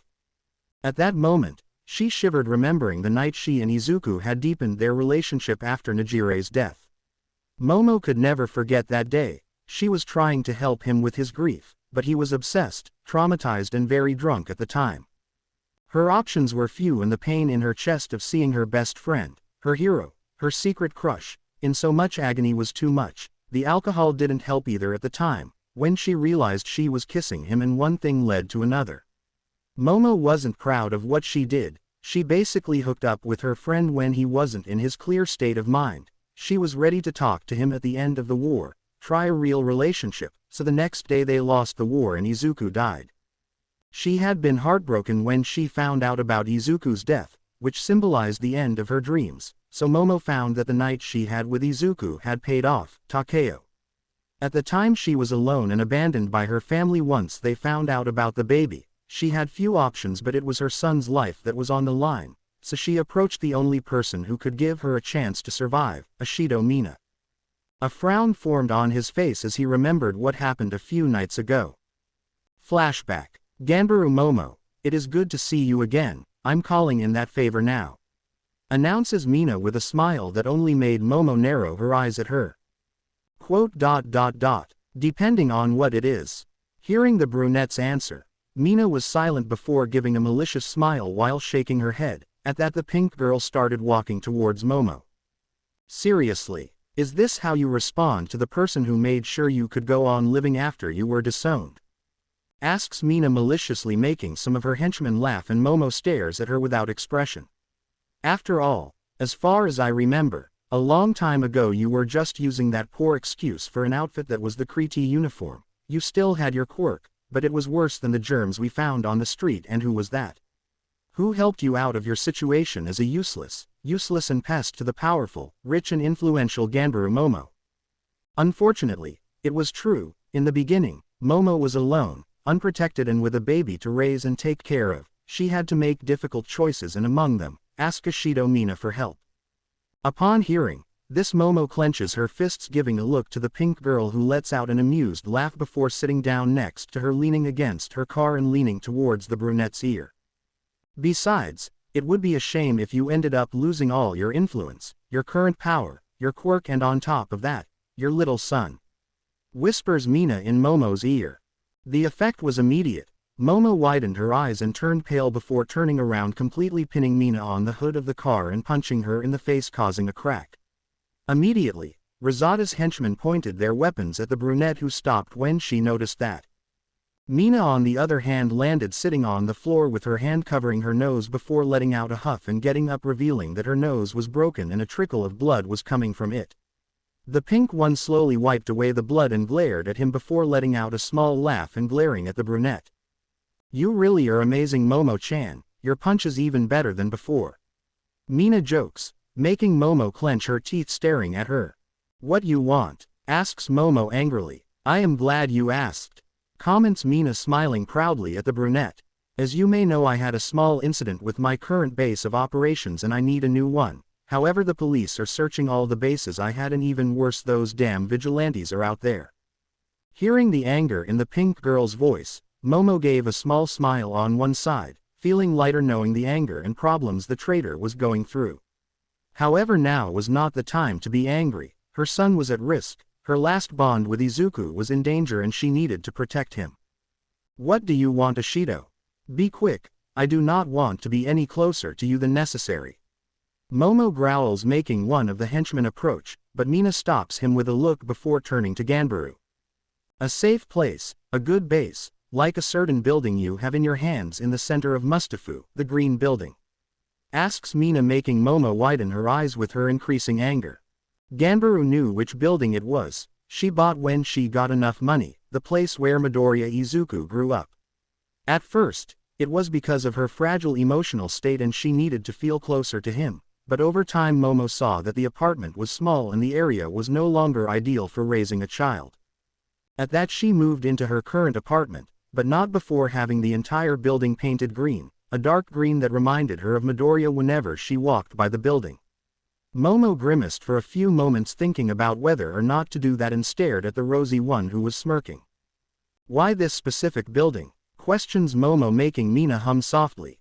I feel like I would love to stay there, it seems kind of nostalgic, you know. Reminds me of someone I really liked. Answers Mina, making Momo narrow her eyes before sighing. Very well, the building is yours, I will notify my people, and consider my debt paid. Declares Momo before walking away, opening the car door. But of course Momo-chan, until next time. Waves Mina, walking away back to her own car. End of flashback. Momo frowned, biting her lower lip. She did not want to get into this mess. The Deku-ghost could be her Midoriya Izuku. If it was he, she would let him solve this problem the way he could. Now, Ashido Mina knew about her son Takeo. Now it was personal and Momo would do anything to protect her son. If it meant going to war, then she would. Despite her determination and stubbornness, Momo was no longer a teenager. She knew she could not fight alone, she needed help. The woman took one last look at the image of the Deku-ghost. She had no proof of his identity and no more time to find out, and if she was going to act, she needed help now. With that, the woman closed her eyes and took a deep breath before opening them with a determined glare. She knew what she had to do. Scene break. 98. 99,100. Izuku's voice echoes in the dojo. He was in the middle of the place doing push-ups, with a puddle of sweat underneath him, the result of hours of training. Suddenly he felt something cold being placed on the back of his neck, making him lose his balance and fall to the ground, causing a laugh. As soon as the sound reached his ears, the greenish man visibly relaxed before turning around to see Hagakure standing there with a bottle and 2 bottles of water in his hands. I thought I could take a break. You must be a little tired. Comments the woman, making Izuku roll his eyes before getting up and accepting one of her bottles. Thank you, Hagakure-san. Thanked the greenette. However, before he could walk away, he ended up stopping and looked at her. What's it? Quote. What? You're pouting. Your shoulders always make a certain movement when you do that. Comments Izuku, causing the woman to make a surprised noise. Quote. So you really paid attention to me? Murmurs the invisible woman, making Izuku blink, confused with that. No, we will talk about it later. The most important thing is that you have known me for a long time. You can call me Toru or Toru-chan. Upon hearing that, Izuku stared at her for a few moments until he let out an amused snort, shaking his head. With that, he walked away towards the wall where he sat leaning against it, something that was copied by Toru, who sat next to him. Once that was done, the two opened their bottles and started drinking. You know, it is good to see that you have not changed so much. You are still the same passionate boy who lived training and improving himself. Comments Toru, making Izuku give her a sideways look. I think so, but I still had to adapt to survive after all these years. Izuku nods before noticing a movement in his invisible friend's clothes. She was probably staring at him now. It wasn't your fault, you know that, right? Izuku was silent for a while, his gaze turning melancholy, which worried Toru. She was about to apologize when the greenish one let out a sigh. I prefer that everything that happened continues to happen to me than to you, Toru-san. You still have a chance to leave. Offers Izuku before feeling a hand holding his and turns to see Toru there, probably the facing. No way, I also lost a lot in that war and made many wrong choices. Toru begins before she leans in and Izuku widens his eyes, feeling a pair of lips on his cheek inches from his mouth. But now I have the chance to do all the right things. I won't abandon you, Izuku-kun. This time, it will be with the right person, no matter what happens. It was at that moment that Izuku noticed that on her right wrist was a small silver bracelet with some crystals on it and a heart on it. However, before he could say more, Toru got up. With that, the woman walked away from the dojo, leaving a speechless Izuku standing there before touching her cheek, right where Toru had kissed him, and her eyes couldn't help but soften, remembering what she wanted to say. Flashback. Izuku silently entered the hero's base with his full hero costume. Most of the heroes were sleeping tired because they had just returned from a fierce fight with the villains that resulted in their defeat and loss of their previous base, which was where the Greenette came from. With that, the hero quickly entered the place and started walking through the base until he reached a simple door. Once there, Izuku started pounding on the door, which elicited a groan from within until it opened to reveal a sleepy Masharao rubbing his eyes. "What is it, Izuku-san? It's like 3 a.m. asks the blonde, making Izuku extend his hand and open his wrist to reveal a silver bracelet there, which makes Masharao stare at her confused. "It is beautiful and I appreciate the gift, but I like women, Izuku-san." Masharao comments confused, which makes Izuku roll his eyes. "It's not for you, it's for Toru-san," explains Izuku, making the blonde nod, but he was still clearly confused. This is the last gift from her mother before this war. She had said that in the last battle she ended up losing her bracelet in the evacuation of the base. Hearing this, Masharao quickly grabs the green man's collar and pulls him into the room before locking the door. Once inside, the blonde stares at him with narrowed eyes. "What the hell are you thinking? You went deep into villain territory to retrieve a bracelet. Are you crazy?" growls the blonde-haired person with his tail, staring at the green one, who did not even flinch when he stared back. "Toru was inconsolable and sad for losing this bracelet. I couldn't let it stay like that, so I took it to cheer her up," Izuku declares seriously, making Masharao rub his face in frustration. "Izuku, look, I understand, you have a crush on her and everything, but that was stupid and almost suicide," exclaims Masharao, making Izuku narrow his eyes in the direction of him. "Don't you dare talk about it. Hagakure may not seem like it, but it was really bad and she doesn't like me. She likes you and I know you like her. Besides, it's impossible for me to have a relationship with anyone. And you know that I'm the main target of the villains in this war. I can't let her become a target too," declares Izuku, making the blonde-haired person soften. With that, the green one sighs before handing the bracelet to Masharao, who widens his eyes. "Look, just give it to her, and if you can run away, you can still have your happy ending. Do not miss this opportunity." With that, Izuku leaves the room, leaving Masharao thoughtful. End of flashback. After that day, Toru and Masharao started a relationship.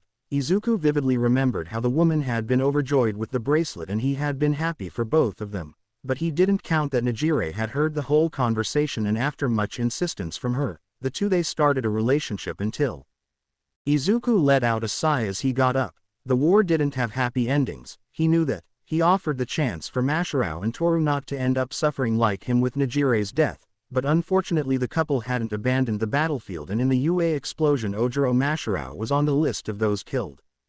He had probably told Toru the truth about who actually took the bracelet back, and she should have wanted to make it up. Izuku admitted it was impressive how far the woman had gone, but it was even more dangerous than before. She deserved someone nice, someone good for her, but Izuku was not that. He was just the ghost of a bygone age. Ochako let out a sigh as she got out of the elevator, which led into a large hallway with only one door in front of her. The brunette let out an amused snort as she made her way to the door. It had come as an unexpected surprise when Ochako had received a call from her old friend Ganbaru Momo about a meeting at her house, someone she had completely lost touch with after the war.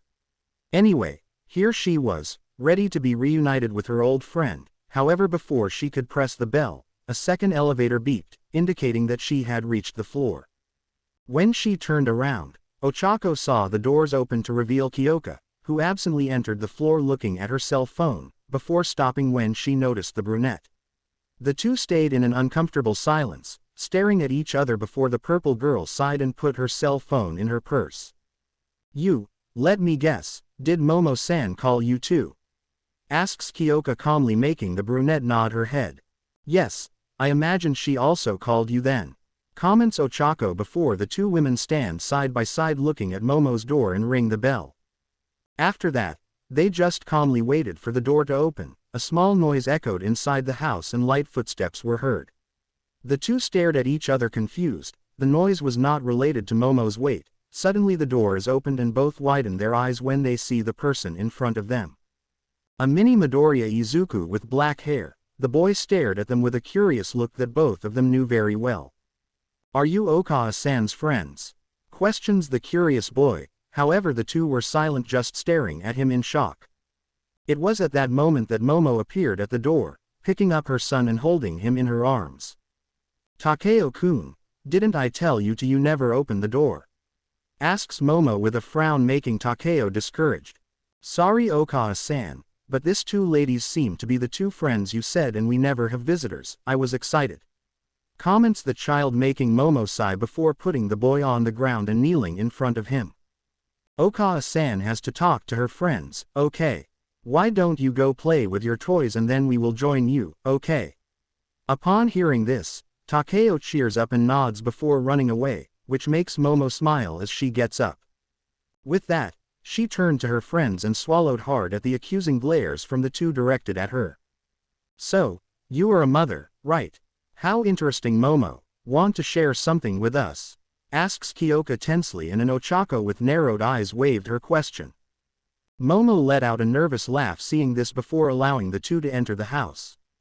Some hours later, Momo, Kyoka and Ochako were all sitting comfortably in Ganbaru's office, all drinking some tea. The purple one looked thoughtful before letting out a sigh, causing her two colleagues to turn to her. "Momo, let me just get this straight. You had a son since the end of the war. You never told anyone. You hid him and now you want our help to keep him safe from Ashido?" asks Kyoka, receiving a nod from the woman. "In short, yes, that is exactly it." "Great. I thought your tea had drugged me and I imagined everything you said," comments Kyoka, making the two women stare at her, but the perplet was not finished.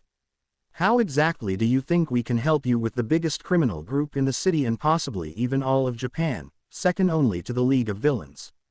The three of us have combat training and fought in a war. I still have my quirk, just like you, Kyoka," Momo argues, making Kyoka narrow her eyes. "Momo, don't get me wrong, but what do you expect us to do? Your son is in danger. I am sorry about that, but we reasonably do not have the resources to help you.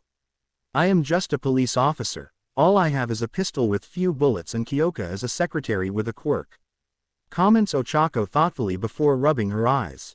"I would love to help you, really, but I cannot do anything against Shiroi Zugaikatsu. We do not have our old equipment, nor reinforcements. It would be just the three of us against an army." "Not exactly. We would have a good and powerful ally on our side." Upon hearing that, Kyoka and Ochako stare at Momo, curious and confused. "He's quite famous now, the Deku-ghost. Okay, and how exactly do you plan to get him to help you?" Kyoka asks, feeling her heart tighten as she starts to sweat looking at her friend, something that was copied by the woman beside her. "Simple. If he really is Izuku-kun, he would definitely fight to help his son," reveals Momo, making the two women in front of her freeze while they get paler, staring at her. "Why do I really have to go with you? Wasn't the plan that I would stay hidden until the time was right?" Shizome grumbles, sheathing her sword in her vigilante uniform. "Because we're taking Eri, and if we're right we'll need your help with the rear," explains Izuku, messing with his armor. The two were in a small room that led to the stairs of the bunker, with Toru and Rumi nearby looking at the two adjusting their armor and uniforms.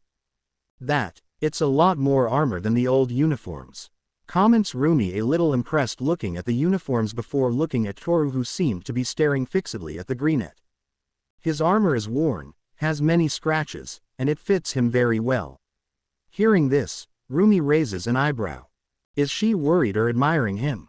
The former rabbit heroine is questioned. It was at that moment that the sound of footsteps made the four of them turn around to see Eri approaching in her makeshift costume, which made Shizome, Toru and Rumi stare at her with expressionless eyes, while Izuku just analyzed her costume for a second before turning back to his own costume.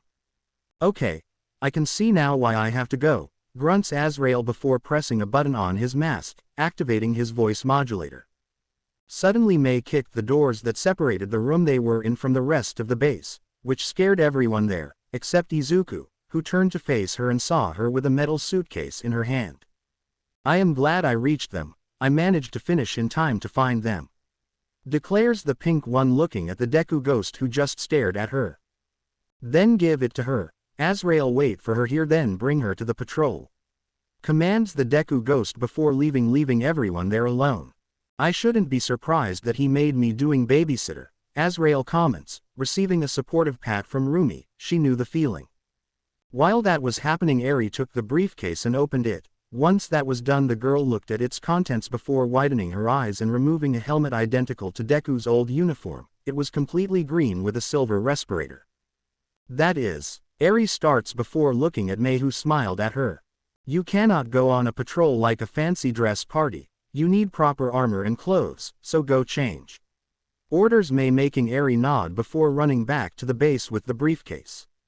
Some hours later. So you like him? Questions Rumi, sitting on the couch drinking a glass of juice while Toru was sitting in an armchair drinking too.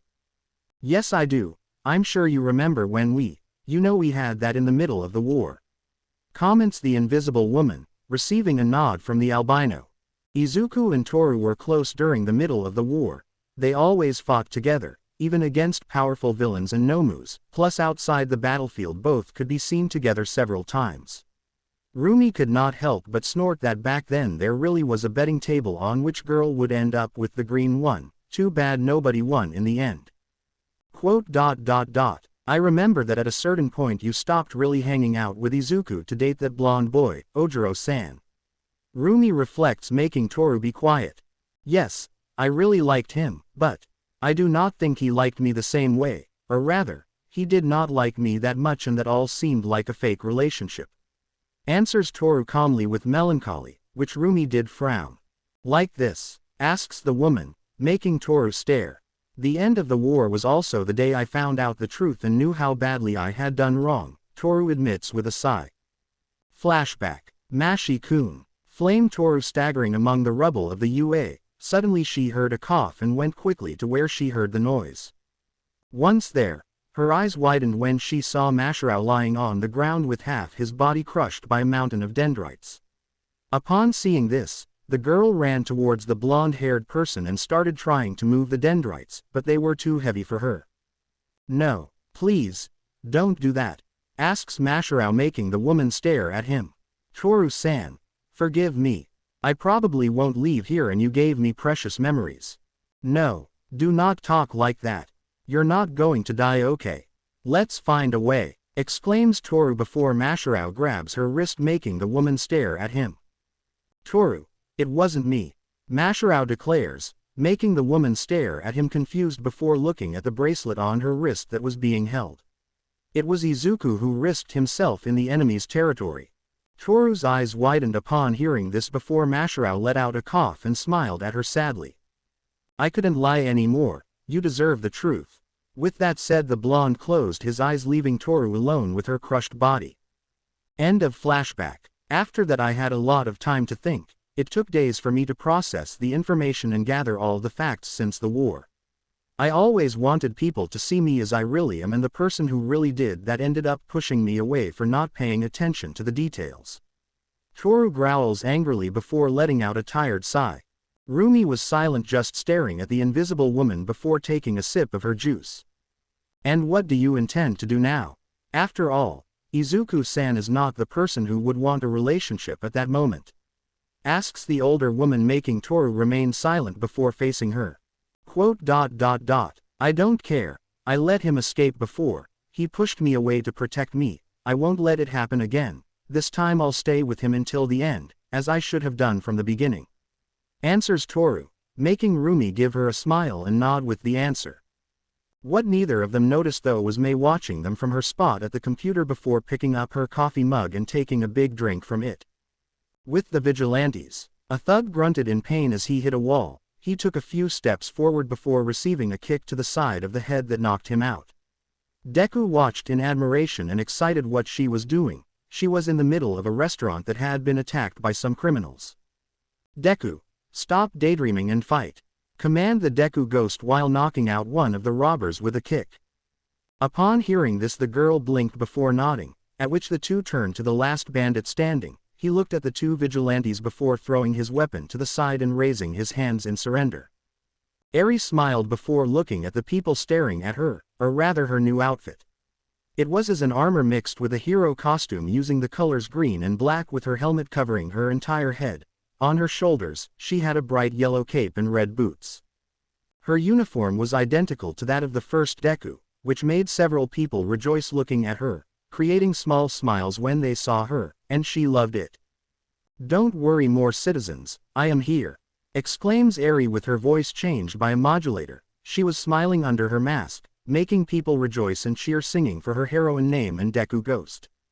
The elder was silently watching this, until finally smoke exploded from his body covering the entire restaurant before disappearing, revealing that the two heroes disappeared and the villains were now tied up on top of a building. "That was awesome," exclaims Eri excitedly with her fists raised with Azrael by her side with arms crossed. "Did you see that, Azrael-san? I made all those people smile, I helped them, oh my gosh. I don't even have the words for it. That was a disaster," Deku-ghost declares, making Eri freeze and turn to him. While Azrael sighed, he could already feel his partner's anger since they arrived on the roof. "What do you mean a disaster? We stopped them from hurting people and yet made everyone happy and hopeful." Deku begins before the Deku-ghost turns to her with a glare full of fury in his eyes. "We are in a war with the League of Villains, outnumbered, there is any moment we can die," declares the oldest, making the girl falter with his tone. "Hope will be for later, now we need the criminals to be afraid of us, we win half the battle when they are afraid simply of the idea that we are close. You can comfort people and help them, that's really admirable, but everything has a time and place. First we must create our reputation, and then comes the rest." With that said, the Deku-ghost started to walk away into the darkness of the night, leaving Azrael and Deku alone. The two were silent, watching their leader walk away before the girl turned to the older one. "What exactly happened to Deku-san? He was never so." Eri begins before shuddering, and Azrael puts his hand on her shoulder, giving a sympathetic squeeze. "A lot, but don't hold it against him, it's just hard for him mostly. Give it some time, maybe he'll get back to who he was one day, but until then we'll support him in whatever way," Azrael explains before looking at the Deku-ghost, who walked away with a hint of concern. On the Ganbaru penthouse, Ochako, Kyoka and Momo are sitting in Ganbaru's room, looking at little Takeo now sleeping on his mother's lap. The three women spent the day on the roof talking about the eldest's plan and the future. "It's been years since we've done this, I have to get back to my old form," Kyoka comments, getting up before giving Ganbaru a look. "And just so you know, it was a low blow what you did today, Momo." Momo shuddered at her best friend's speech, but she could not say she regretted it. She wanted to protect her son and would do just that. Ochako nodded before pensively getting up and facing Ganbaru. "I have to think about this. Warn the police," making Momo wave. "All right, anyway, I want you to know that it's nothing personal, but you're the only two people I know I can trust completely with this. I won't hold the slightest grudge if you decide not to join me, but I beg you for you to help us," asks Momo, making the two women look at her before waving and leaving the penthouse, leaving the mother and son alone. A couple of doors were opened when Mina entered the room, revealing that there were several members of the Shiroi Zugaikatsu, but unlike most, these had a glove on their right hand that had the drawings of bones. These were the captains of the organization who obeyed only the pink one. When they saw the woman, everyone gathered in front of a rectangular table while the pink one stopped at the end of the table, where she sat on the chair, where all the others sat. "Thank you for coming, ladies and gentlemen," greets Mina, looking around at all the captains gathered there. "As everyone should know, we have a problem with a certain ghost and a child pretending to be a heroine." Everyone nodded, though Mina could see that everyone had a little fear in their eyes, something that was somewhat understandable considering what he had done to Dabi, but it was time to end the joke. "Our business has been severely affected by these two, and what is it?" asks Mina, irritated, to one of her captains who had raised his hand. "There are 3 vigilants. I found out recently that when you and Dabi were attacked, the guards outside were attacked by someone with a sword," reports the man, making Mina groan, irritated. "For the love of Kami, where do so many vigilantes come from? It was hard enough with that Rorschach bastard, now I have to deal with ghosts and ninjas." Mina growls, making everyone flinch. Suddenly she slammed her fists on the table and stood up, looking at everyone.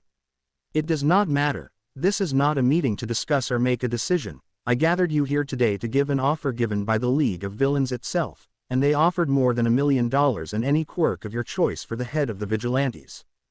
Upon hearing this, everyone in the room seemed to cheer up with the offer, focusing completely on Mina and forgetting her fear, which only made the woman smile and open her arms in an inviting gesture. And with that, the vigilante hunting season is officially open, and as a bonus, for any member of our organization who brings them back dead or alive, I will grant them a prize, the position of lieutenant, my lieutenant, as well as a reward of $500,000.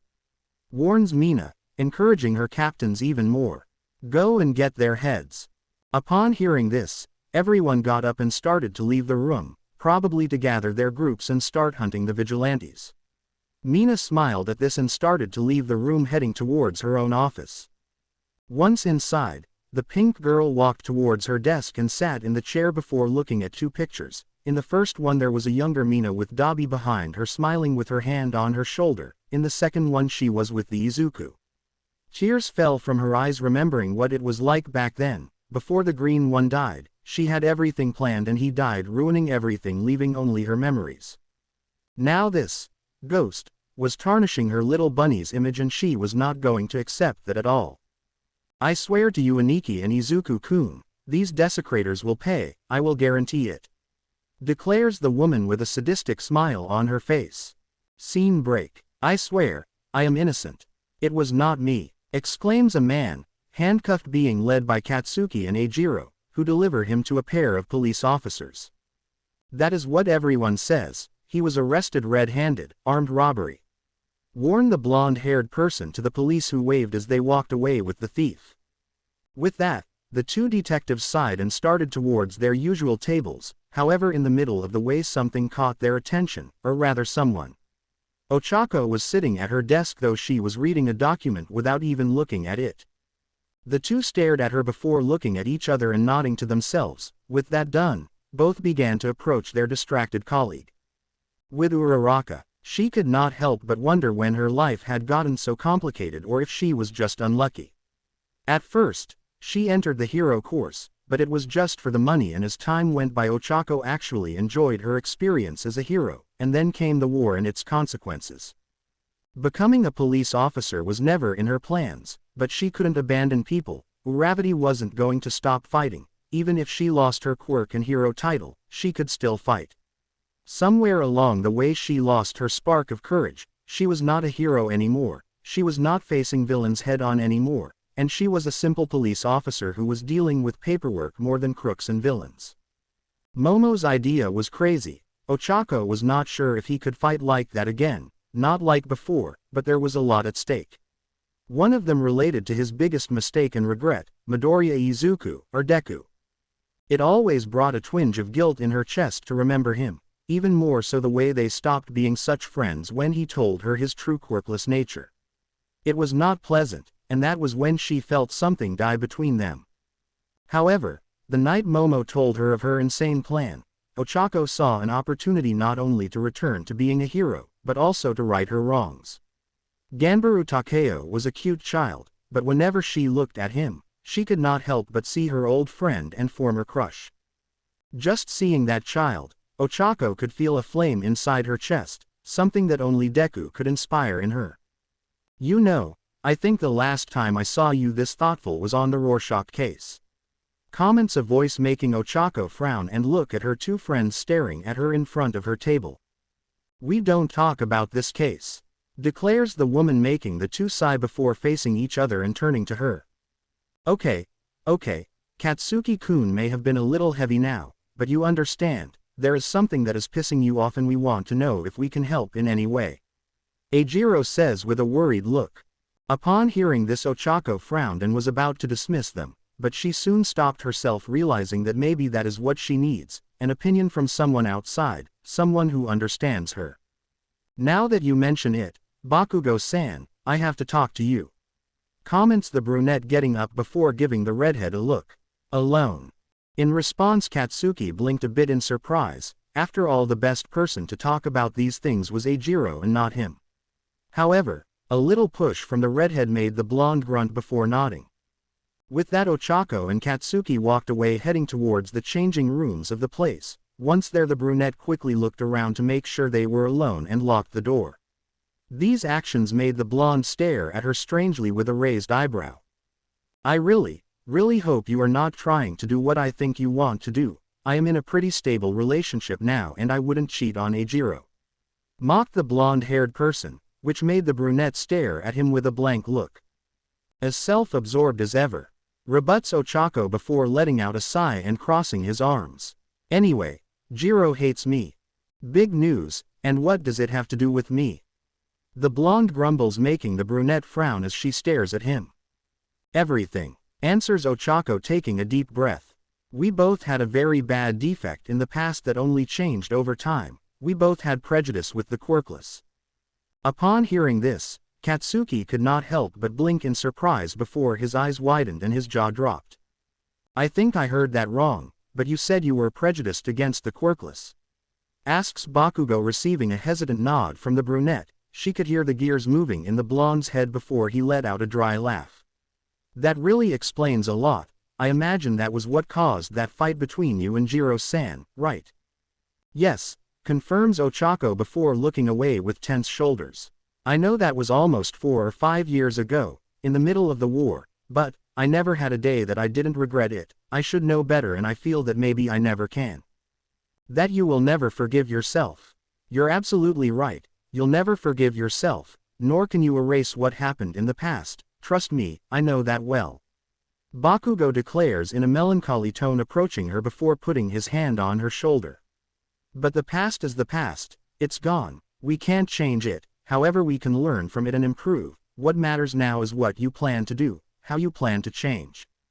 Slowly the girl's eyes widened before a big smile appeared on her face, as well as a confident look in her, one Katsuki had not seen since Uravati retired. It was the look of a heroine. You were right, Katsuki, thank you. Thanks the woman with a smile, which makes the blonde give an amused snort before heading to the door. You're welcome, Ochako. At the base of the watchers, the dog adopted by the guards yawned, lying on the sofa before lowering his head, starting to sleep. At that, Eri, who was sitting next to him, began to pet the animal, who just snuggled closer to her. Behind them were Izuku, Mei, Toru, Rumi and Chizone gathered in front of the Oracle computer, looking at a large map showing various cities connected by the train tunnels. Thank you for being able to come today at this time, Eri-san and Hagakure-san. I know how difficult it must be to balance civilian life with what we do. Izuku starts giving a nod to the two. But anyway, I'm sure you've noticed that these last few days violence has increased in Japan. They're attacking us with unfocused strength, and that's our advantage. With that, the screen changed, showing an image of a building with several plants inside. Our next step will be to invade the building where Endeavor's group was located. As everyone knows, the place was bought by Tokita Danjiro and his wife Tokita Aiba, formerly known as Gentle Criminal and La Brava. What? Eri starts getting up. She remembered these two, and mainly the videos she had found on the internet and the story that Kyoka told her about how she and Izuku became closer. Why would we fight them? They do not seem capable of doing anything that would really hurt anyone.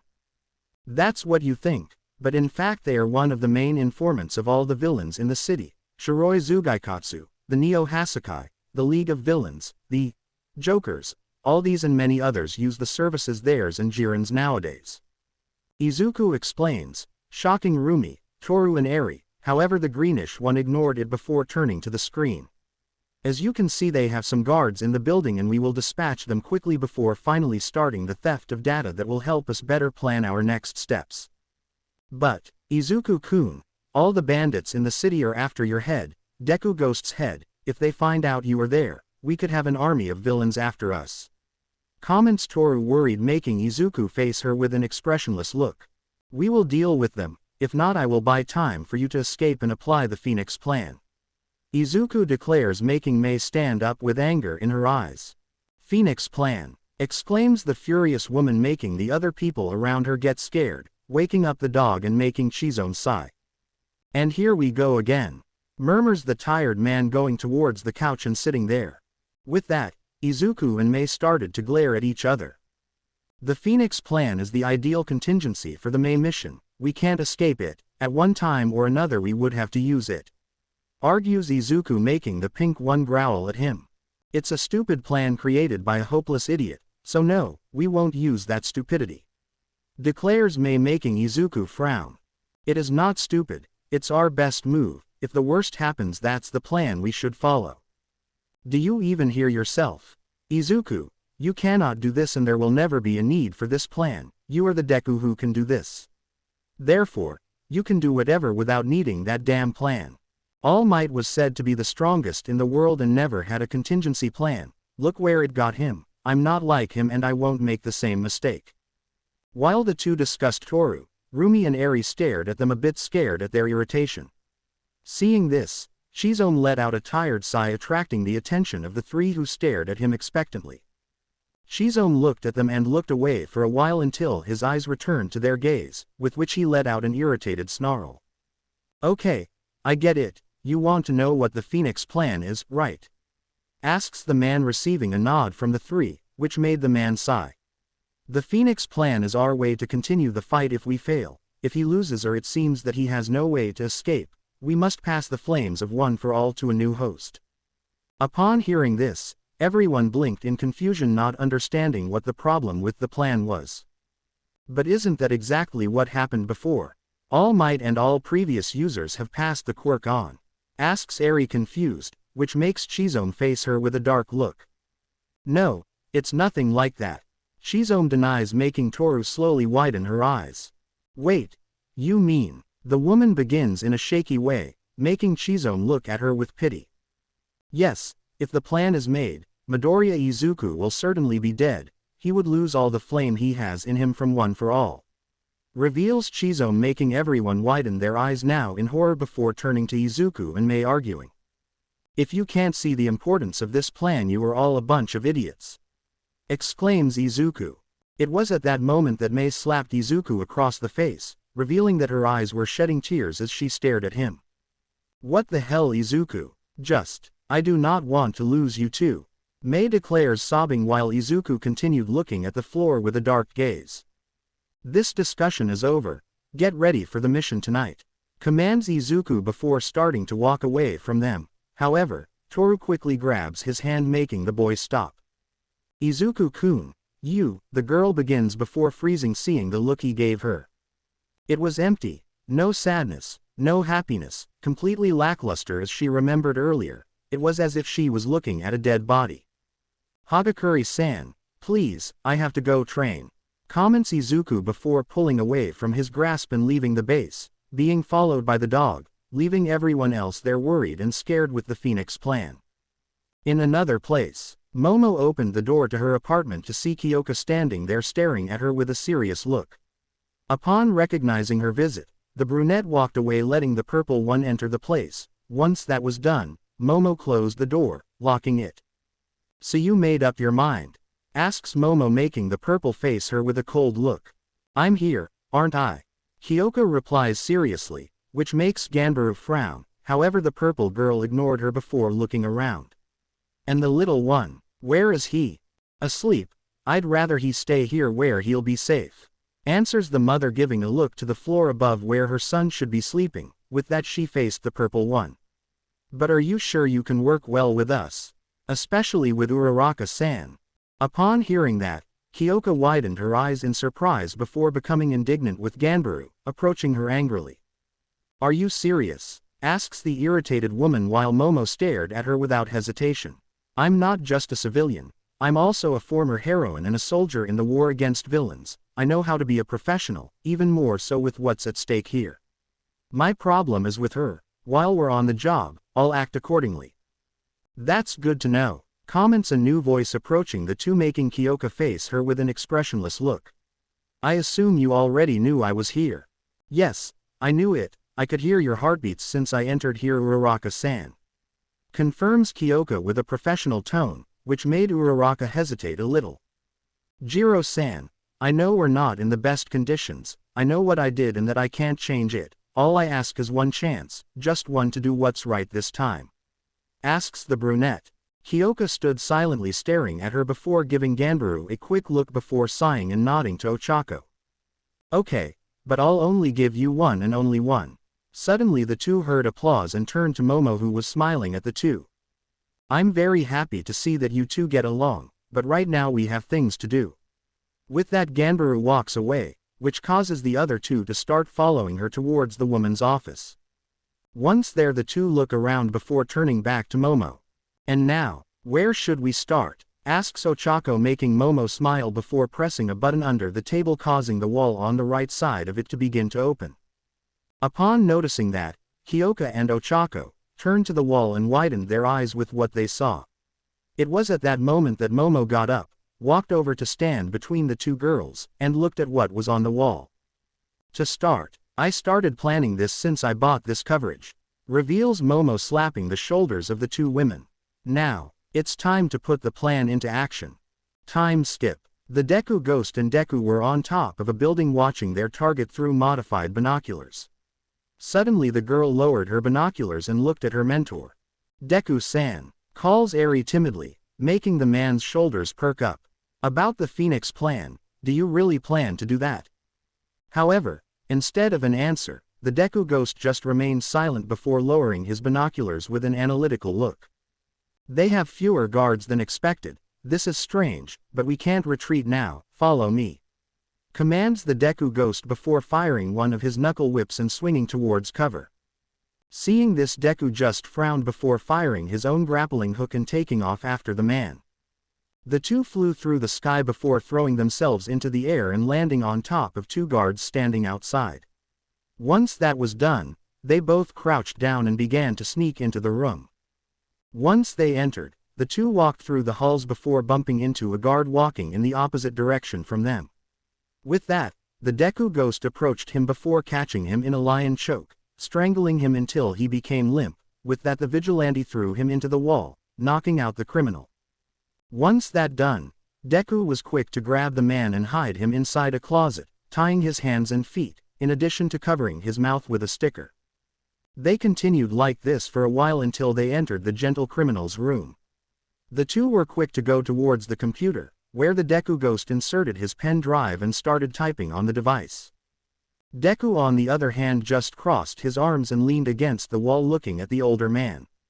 Suddenly the Deku-ghost threw a knife towards the younger girl, which made her widen her eyes and jump away. However, instead of hearing the knife sticking into the wall, the sound of someone picking up the weapon made the girl turn around and look at a new figure there. It was a woman wearing a black leather suit that completely covered her entire body. In addition, she had a black mask that covered her hair and in front a mask of a smiling cat. She glanced at the knife before looking at the Deku-ghost, who visibly relaxed at the sight of the woman. "What the hell are you doing here?" asks the guard irritably, making the woman approach him. "Making sure you don't do something stupid like the Phoenix plan," she declares using a voice modulator, making Eri blink in surprise. After all, the only ones who knew about this plan were the people in the group, and most of them could not be there. "Relax, Deku. This is your new ally. Next to Azrael, you can call her Neko. She is difficult to be seen sometimes," answers the pinkett in the communicator, making Eri blink in surprise. It was Hagakure. There was no other explanation for it. Seeing the albino's accomplishment, Neko waved at her with a small laugh. "We will talk about it later. Now we must finish what we came to do," Deku-ghost declares seriously. "As you wish, Tiger." Neko nods, making Oracle release an irritated snort on his communicator, something that was ignored by Deku-ghost. Eri could only watch them slightly uncomfortably, wondering when everything got complicated. At the same time, "Sit down," orders Rumi, making the dog stare before sitting down. "Good boy," greets Chizome by throwing a biscuit to the animal, which catches it with its teeth before starting to eat it. Meanwhile, they could hear Mei growling and muttering something about "invisible bitch," which made both of them stare at her with raised eyebrows before looking at each other. "Did I miss anything during these years that I've been a little under the radar?" asks Rumi, pointing to the pink one, which made Chizome roll his eyes. "Just ignore her and pretend you don't see anything. Trust me, it's much better for your mental health," grumbles the man, earning a bark from the dog. "Damn it, I've got to come up with a name for him." It was at that moment that Chizome noticed the look the albino girl was giving him, which made the man stare at her for a few seconds before getting up, grumbling, and walking towards the pink girl. Once he was right behind her, the man raised his hand to get her attention. However, he soon froze looking at the computer screen and his eyes widened. "Mei, Warn Izuku and the others that they have to get out of there, now.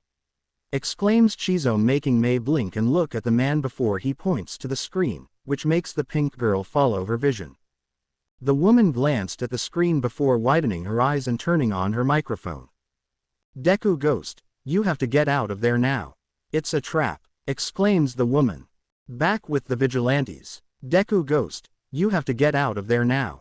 It's a trap, exclaims the oracle, making everyone widen his or her eyes while the Deku-ghost looked at the drive. How much time is left? Asks the man, receiving silence from the radio. At the same time, Neko removes a whip from her belt while Deku removes her tonfas. 10 minutes, answers Oracle, making the Deku-ghost nod to himself. We leave in 10. At that moment, the door was broken down, revealing several members of the Shiroi Zugaikatsu, as well as the gentle criminal and the Labrava, who stared at the three vigilantes with narrowed eyes. From what I see, the information needs to be corrected. There are 4 guards. Comments Gentle before letting out a sigh, lifting his cane before opening it to reveal that he had a sword there. But honestly, I prefer to change that number to 0. It was at that moment that all the criminals advanced to attack them. The ghost Deku quickly dodged one of his opponents before twisting his arm and using his enemy as a shield, blocking some blows. With that, the vigilante kicked him on top of 2 other villains. With that, he threw some kunai at other villains that approached him. Suddenly he heard the crack of a whip behind him and turned to see said whip wrapped around one of the thugs before Neko appeared, giving him a kick in the face. The 2 vigilantes stared at each other, before Deku-ghost waved at her and they turned to look at the bandits. At that moment, Deku appeared, punching one of his opponents with his tonfas. The girl seemed to be breathing hard until she received a kick in the back that knocked her to the ground. The girl growled, drawing the attention of her colleagues, who turned to her and widened their eyes when they saw the gentle criminal on top of her with his sword pointed at her chin. It seems that the information was correct, there were really 3 vigilantes. Comments the villain before shot echoes, making the man widen his eyes. With that, he looks at his chest where he sees the mark of a gunshot there. What? Asks the surprised man. Suddenly the window is broken and a new figure appears, hitting the villain's wound, making him scream and fall to the ground, after which he hurled a black sphere towards Labrava, causing an explosion of smoke that knocked out the woman. With that, the figure rose, revealing itself to be a woman wearing an armored metal suit with what appeared to be a small cape coming off her shoulders. She had a helmet with a dark green visor with purple eyes and a belt around her waist. However, what most caught her attention was that it seemed to be the uniform of a futuristic Deku with purple details, and the symbol on her chest was the kanji for come. Suddenly another shot rang out and a small circular mechanism slammed into the computer before letting out a beep. It's complete. Someone helped our program to hack all the data. Declares the oracle in surprise, before everyone stares at her and the woman stares back at them. Suddenly the woman ran away before jumping out the window, and the sounds of a jet were heard, as she flew away in a glider. The Deku-ghost glared at her before turning to the other frightened criminals, as smoke shot from its body in all directions. The henchman shouted in surprise before advancing in the smoke. It suddenly disappeared, revealing that the 3 guards, the drive and the mechanism used in the computer disappeared. Some hours later. So, we have a new vigilante in town. Comments Chizome, looking at the trio entering the base. Toru was supporting Eri, who was limping, while Izuku walked with a serious look on his face. 2. Izuku declares, making everyone stare at him in surprise. However, he ignores them by placing the device on the table in front of Mei. Try to find out who did this. I have a theory of who did this, but I need to be sure. It was the shot, wasn't it? Asks Mei, looking at the green man. He stared at her expressionlessly before nodding. Yes, the shot came from one of the surrounding buildings, and the kanji also seemed strange to me. The kanji for coming is one of the 3 used to make Deikiru, so I will assume that there are 3 people and that it is someone who knows me. Reflects Izuku, making everyone stare at him in surprise. I need to make sure of this. We need to take care of this situation with these Deikiru, before the situation gets worse. This caught Eri's attention, who looked over at him. She was lying on the couch with Rumi beside her in her wheelchair. Wait, how can it get worse? How would the situation get worse? Asks Eri, making Izuku turn to her. A second war, even worse than the first. We should act carefully. In the shadows, while they focused only on me, I could make all for one and Shigaraki come here at some point and in that we would kill them. Claims Izuku with a sigh, rubbing his face before walking away again. And I'm not sure any of us can survive another war, not the way we are. Just as he was about to walk out the door, the green man stopped and turned to everyone gathered there. I will give them that chance. Things will get worse in the future and many of us can die, so if they want to abandon the ship, the time is now. For those who stay, I hope they leave here soon and do not come back. With that, the green one finally left the place, leaving everyone thoughtful and worried. A tense silence enveloped the Shiroi Zugaikatsu meeting room. All the gang captains were gathered there looking at their boss, Ashido Mina.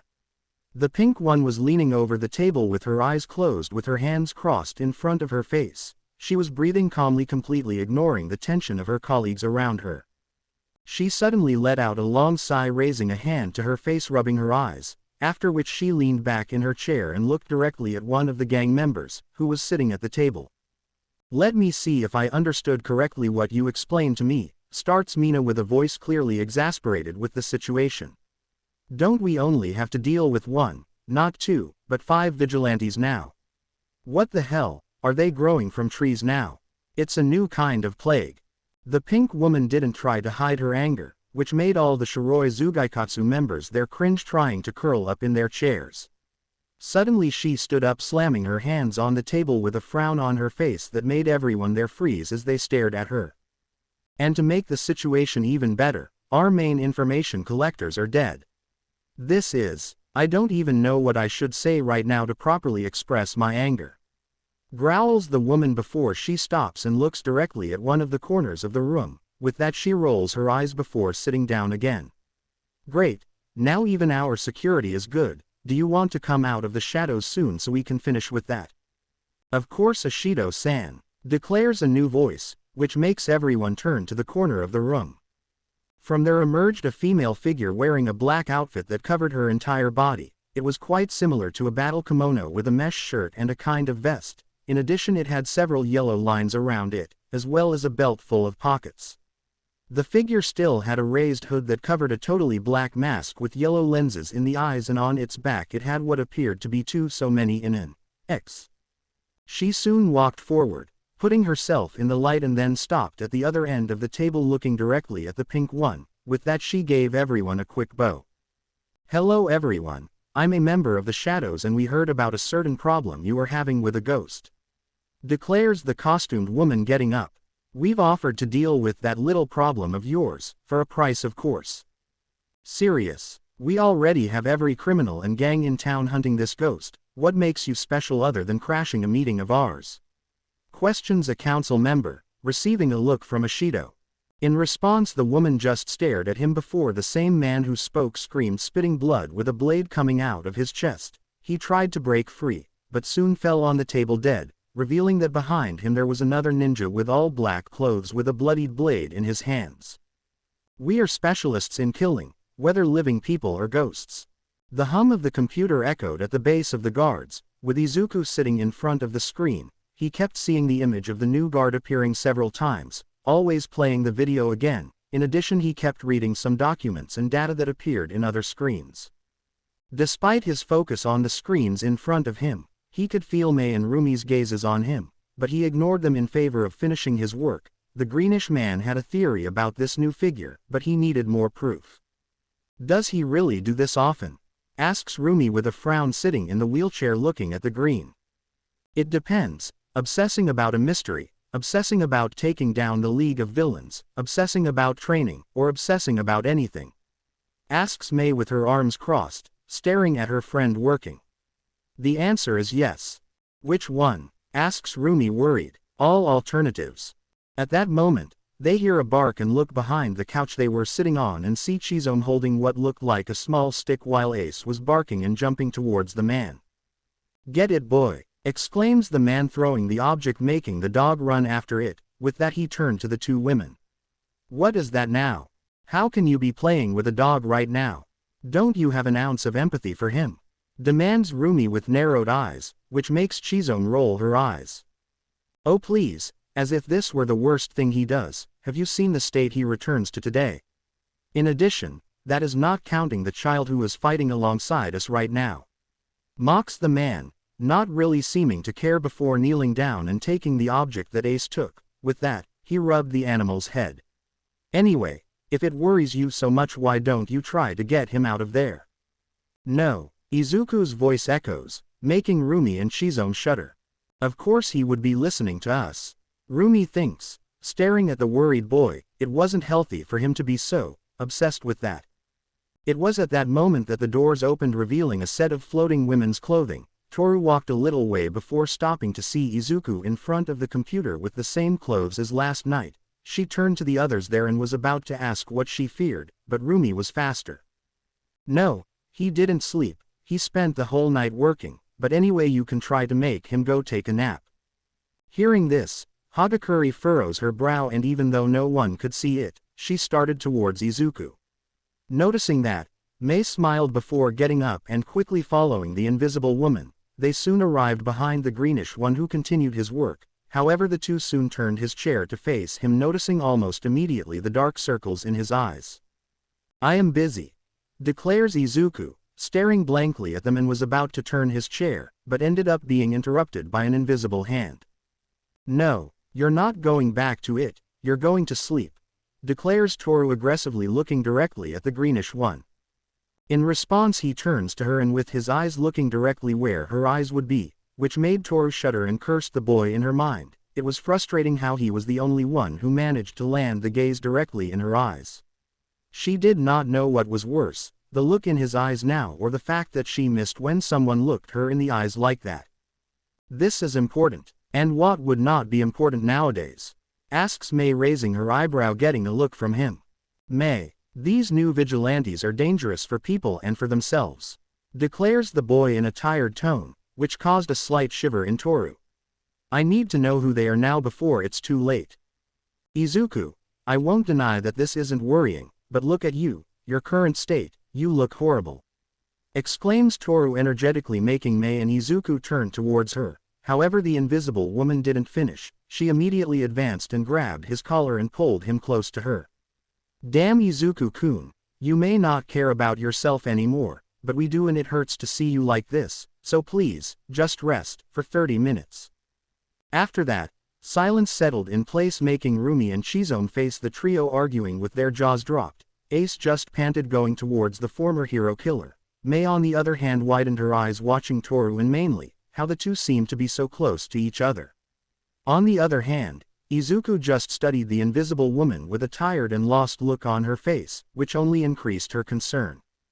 Toru hated that lack of sparkle in his eyes. It was painful for her to observe that lack of self-love in Izuku, and the worst thing was that even before he was like that, but no one had tried to change him or help him. She should have done something earlier, anything. She should have stopped him from getting to that point. And 30 minutes. The greenish agrees before getting up and starting to walk away towards the rooms, ignoring the looks he received from the others, something Toru couldn't. What? Asks the nervous woman, seeing the looks directed at her. The sound of footsteps echoed through Ganbaru's apartment, heading towards the living room of the place. The place was suddenly silent, revealing Takeo tiptoeing around the place. The child advanced until he stopped in front of the sofa and looked directly at the piece of furniture, or rather, the person who was sleeping there. Kyoka Jiro wasn't someone who slept late, far from it. In fact, she always considered herself an early riser, but last night's events were taking their toll on her, even more so for her lack of habit of staying up doing so many activities.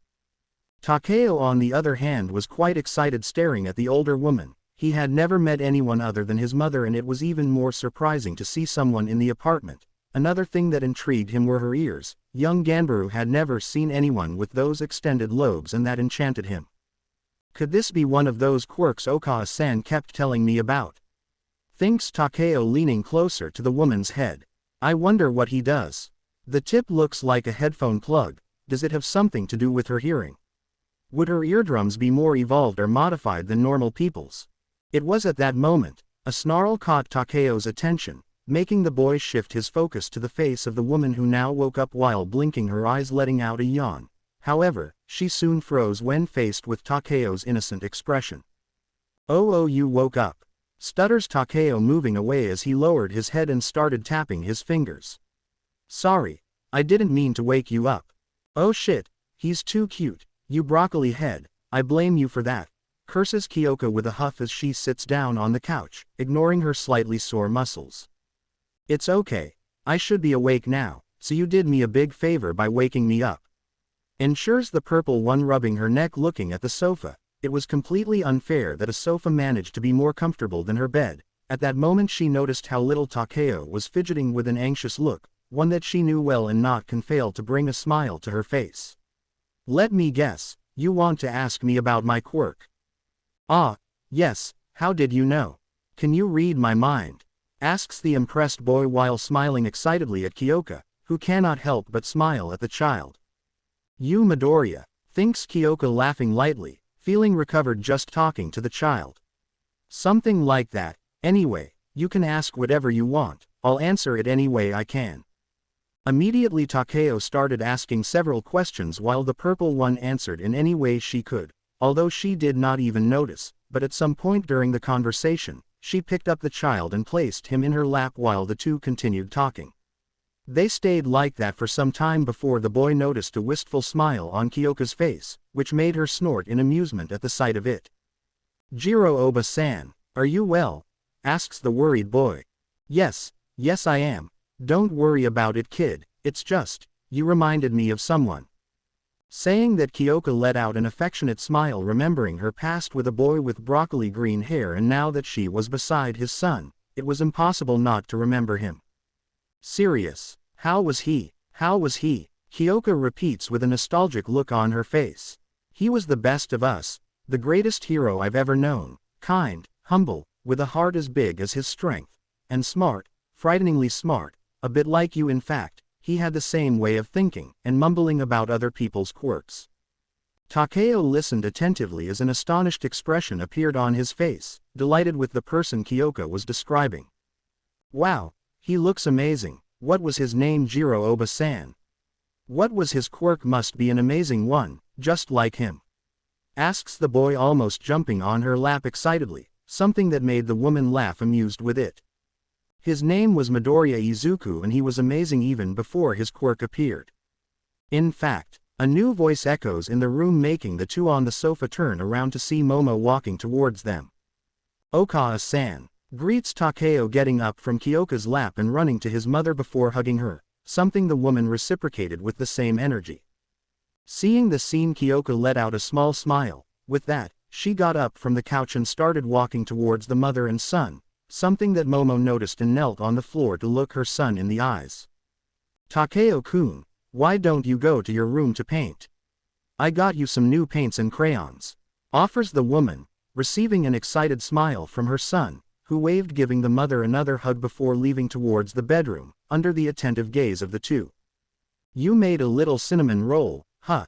Kyoko comments with a strange tone, looking to where the boy walked away, which made Momo sigh and get up. To be honest, I think it's hereditary, but I don't complain about it. He was the best thing that happened to me, and I wanted to talk to you too, Kyoko-san. Reveals Momo, turning to the purple one. Things are going to get worse now, and I have 2 favors to ask. Only 2? Kyoko comments with a raised eyebrow, with an amused expression before snorting. You who asked to return to active duty to fight against the villains, and now you want 2 more favors. Are you sure you don't want a massage too? As soon as she heard her friend speak, Momo laughed briefly, something the purple girl imitated. The two stayed like that for some time before Ganbaru turned serious and looked at her friend. Kyoko-san, would you accept to be Takeo's godmother? Questions Momo, making Kyoko widen her eyes, staring at her. The purple one stared at her friend for a few moments, her jaw dropping with the surprise of her offer, something Kyoko certainly never expected to happen, even more so at the current moment. Seeing this, the brunette let out a sigh, looking disappointed. With that, she crossed her arms and raised her eyebrow at her friend. Is it so surprising, Kyoko-san? You're the only person I could trust Takeo-kun with. You're my best friend and the one who stayed by my side the whole time. Declares Momo with a loving smile, which left the brunette in silence with a shocked expression. Which brings me to the second favor. Wouldn't you rather live here with Takeo-kun and me? Kyoko was silent with a hesitant look on her face. Considering the offer, she was tempted to do it, but it still seemed difficult. Takeo might be a great boy, but he was still Momo and Izuku's son. The man who she loved. It would be hard to live with the two of them, knowing that Takeo was a constant vision of what could have been if she had not been so shy, but at the same time, Kyoko felt like she owed it to him. Everything he sacrificed for her, for everyone. She had made her decision, and for the first time in a long time, she had a clear conscience. Okay, I accept. You know, sometimes it's easy to forget that she trained to be a hero with us. Comments Eijiro, sitting on a bench with a bottle of water in his hand. In front of him was Katsuki holding a barbell, lifting it with some difficulty before putting it down on the rack, gasping for air as he got up and directed his gaze to what his red-headed colleague was looking at. It was Ochako. She was wearing a simple gym outfit with some bandages tied around her hands, yet she was punching a punching bag with great intensity and force, each blow seeming to echo throughout the gym, causing some of the officers and recruits to back away from the crowd woman. Seeing this, Katsuki raised an eyebrow and turned to the redhead while pointing at the brunette. In response, Eijiro just shrugged. With Ochako, jab, straight, jab, cross, hook, straight, jab, straight, cross, hook. Ochako recounts as she landed the aforementioned blows. She was huffing with a grimace, watching as her fists impacted the soft surface of the punching bag. Her mind, on the other hand, was racing, the adrenaline she felt making every punch she threw echo in her ears like explosions. Flashback. Uravati was running alongside Froppy towards the gate of the USJ while sirens and explosions occurred outside. Suddenly the gates were opened by a drone Nomu that roared before several others entered, forcing the heroes inside to fight back. End of flashback. Her eyes seemed to lose focus as the bag began to sway with her blows, though she did not seem to notice, her body seeming to adapt automatically to continue her series of blows. Flashback. No one knows who you are under the mask, declares Ochako, approaching someone who was in his apartment in front of a box. You could stop this and have a normal life.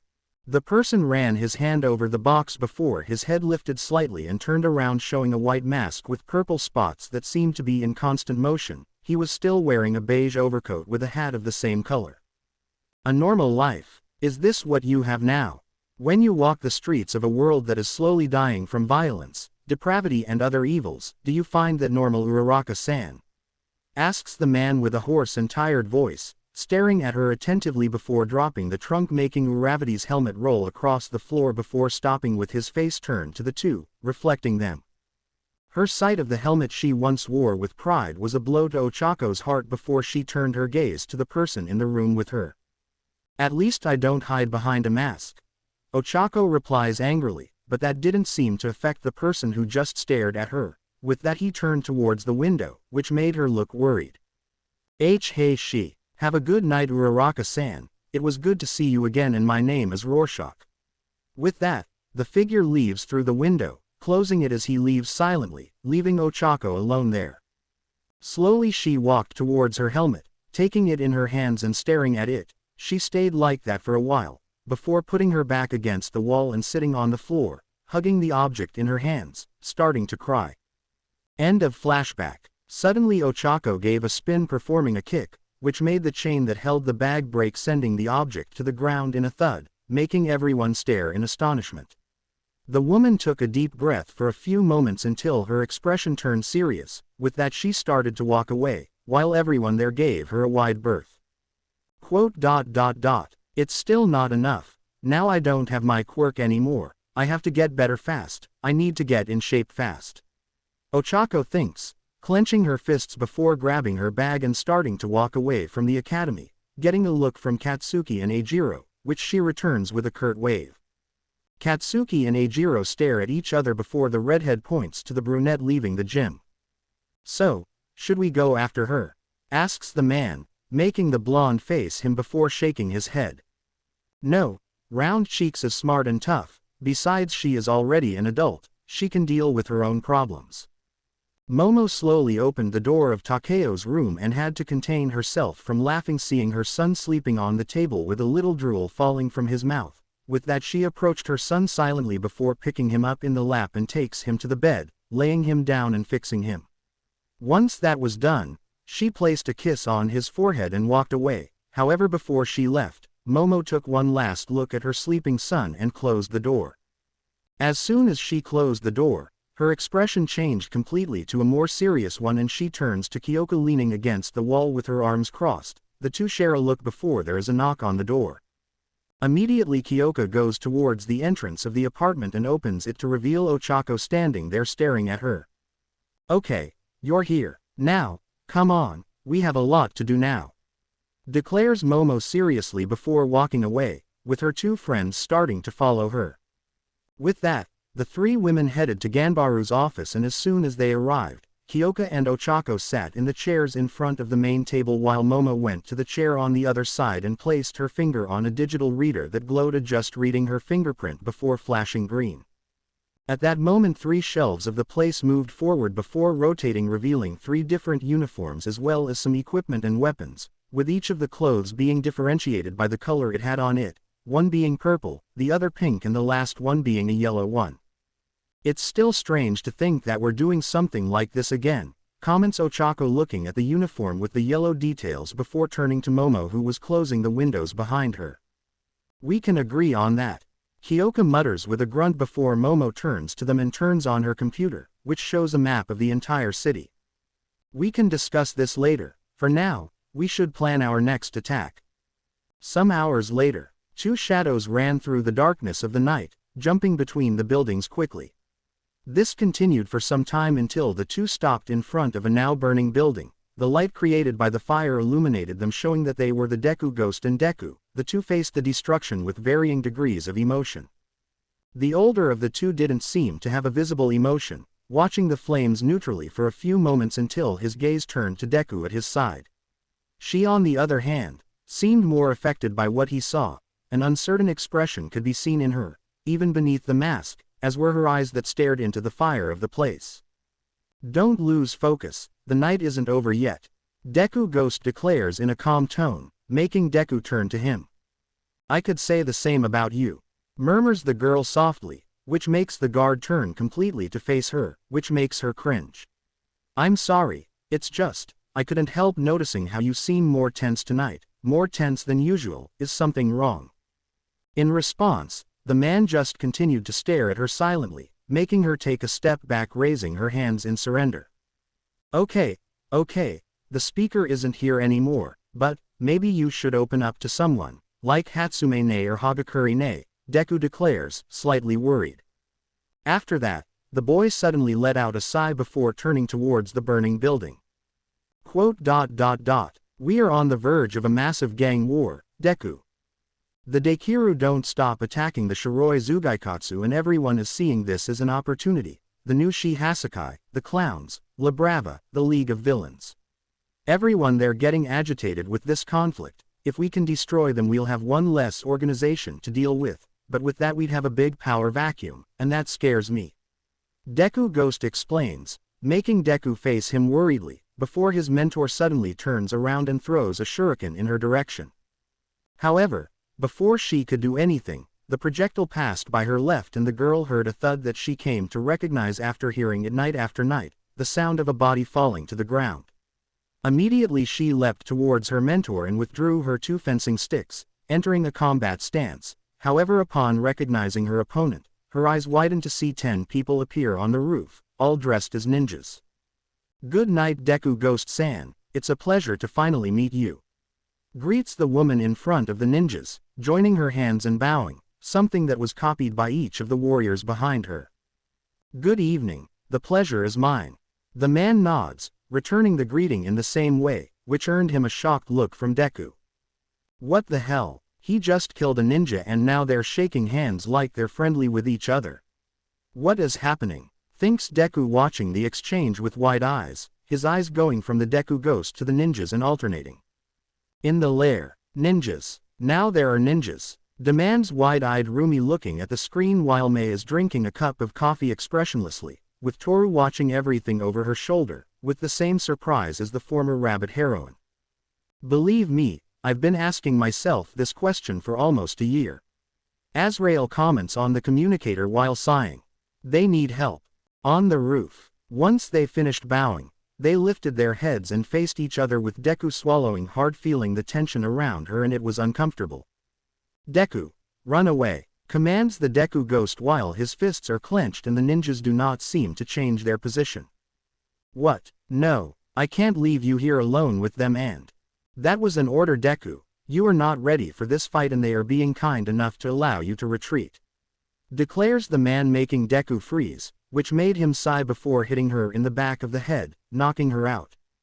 Once that was done, he caught the girl before she fell and gently placed her against the wall next to the fire exit. With that he got up, turned off his communicator and faced his opponents. Thank you for your patience and I apologize for the delay.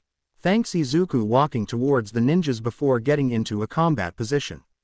But anyway, shall we? Immediately, one of the ninjas overtook the others, which made the woman, looking irritated with the situation, slapping her forehead. However, the Deku-ghost ignored this and focused on his rapidly approaching foe with a kick.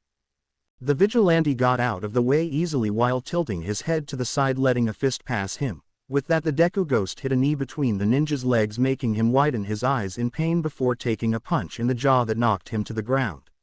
Suddenly the former hero turned around, grabbing a staff that was going to hit his head with his hands before stepping on the ninja's foot, causing a crack, which made him scream in pain. Taking advantage of his opponent's distraction, Deku-ghost pulled his staff and with a spin, he broke it in the face of its wielder. Still taking advantage of the spin, the vigilante used the broken part of the staff to pierce the chest of another ninja who approached him from behind. However, he could not rest when he was forced to dodge a ninja with two nunchakus. While this was happening, the female ninja was watching the fight intently with an almost blank stare, watching the fight. Interesting. This fighting style is fierce but controlled. It has some flaws, very obvious openings, but it's still effective, and it's certainly not one you learned from the heroes of yesteryear. Deku-ghost, who interesting man you are. Reflects the woman before starting to walk towards the fight. The vigilante punched one of the ninjas in the face, throwing him at his colleague before turning around and raising his forearm to block a blade, which created some sparks thanks to the armor on his clothes. With that he found himself facing the probable leader of your opponents. As you are interesting, tell me who trained you?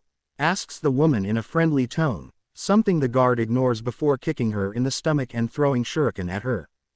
However, when she hit the ground, she ended up using momentum to spin around, getting to her feet before using her tauntas to dodge the shurikens, which only made her smile at her opponent. You're good, I like that. Praises the woman before running towards the Deku-ghost again. Thanks, you're not bad either. Declares the vigilante as he turns his body out of the path of the blade and punches the woman directly in the side before kicking her back again. In the lair, is it just me or is this assassin ninja trying to flirt with him? Asks Rumi with hesitation before noticing how Mei was staring at the screen with dead eyes, holding her mug tightly, and how Toru was quiet. Okay, I'll take that as a yes. Back to the fight. The woman rolled across the floor before getting up, taking off her hood and mask, revealing her face to the vigilante. She was a beautiful Japanese woman with pale skin, with gray eyes and slightly disheveled coal-black hair reaching the back of her neck. However, the most shocking thing about her were the countless scars that crossed her face. The ninja smiled at the Deku-ghost before starting to approach him, swaying her hips, never losing eye contact with him. I must admit, you surprised me. Not everyone can fight me nowadays. Reveals the woman, smiling at him while sheathing her tan. Even those annoying heroes couldn't handle me when I took one of my so many, but I think you already noticed that, didn't you, Deku? You still have your quirk, something of the mutant class. You took a while to attack me. Unlike your colleagues, you analyzed me, studied how I fought and reacted, creating a strategy to face me quickly. Answers the guard expressionlessly, making the ninja smile even more. Yes, you are right, that's my quirk. Eye of Death. It allows a certain clairvoyance against my opponent regarding how he fights. Very useful in battle, but you somehow got me. Your kicks. I had predicted punches. How did you get around my quirk? Why are you telling me this? Am I not your target? Asks the guard before the woman smiles, attacks him again, and jumps with a flying jump towards him. However, as soon as she was about to hit him, the guard looked away, before a black and yellow figure intercepted her in the air, which made the two figures roll across the floor until they stopped. The ninja grunted, getting up only to narrow her eyes when she saw one of the Dekiru there, this one with a kanji similar to a 3 feet on her chest in yellow. I have to agree with Ashido, are you growing out of trees? Asks the ninja with a growl, which made the Dekiru in front of her growl at her. It's none of your business, bitch. With that, Dekiru attacks the ninja, who just dodges the attacks before running towards the Deku-ghost, stopping beside him with a smile.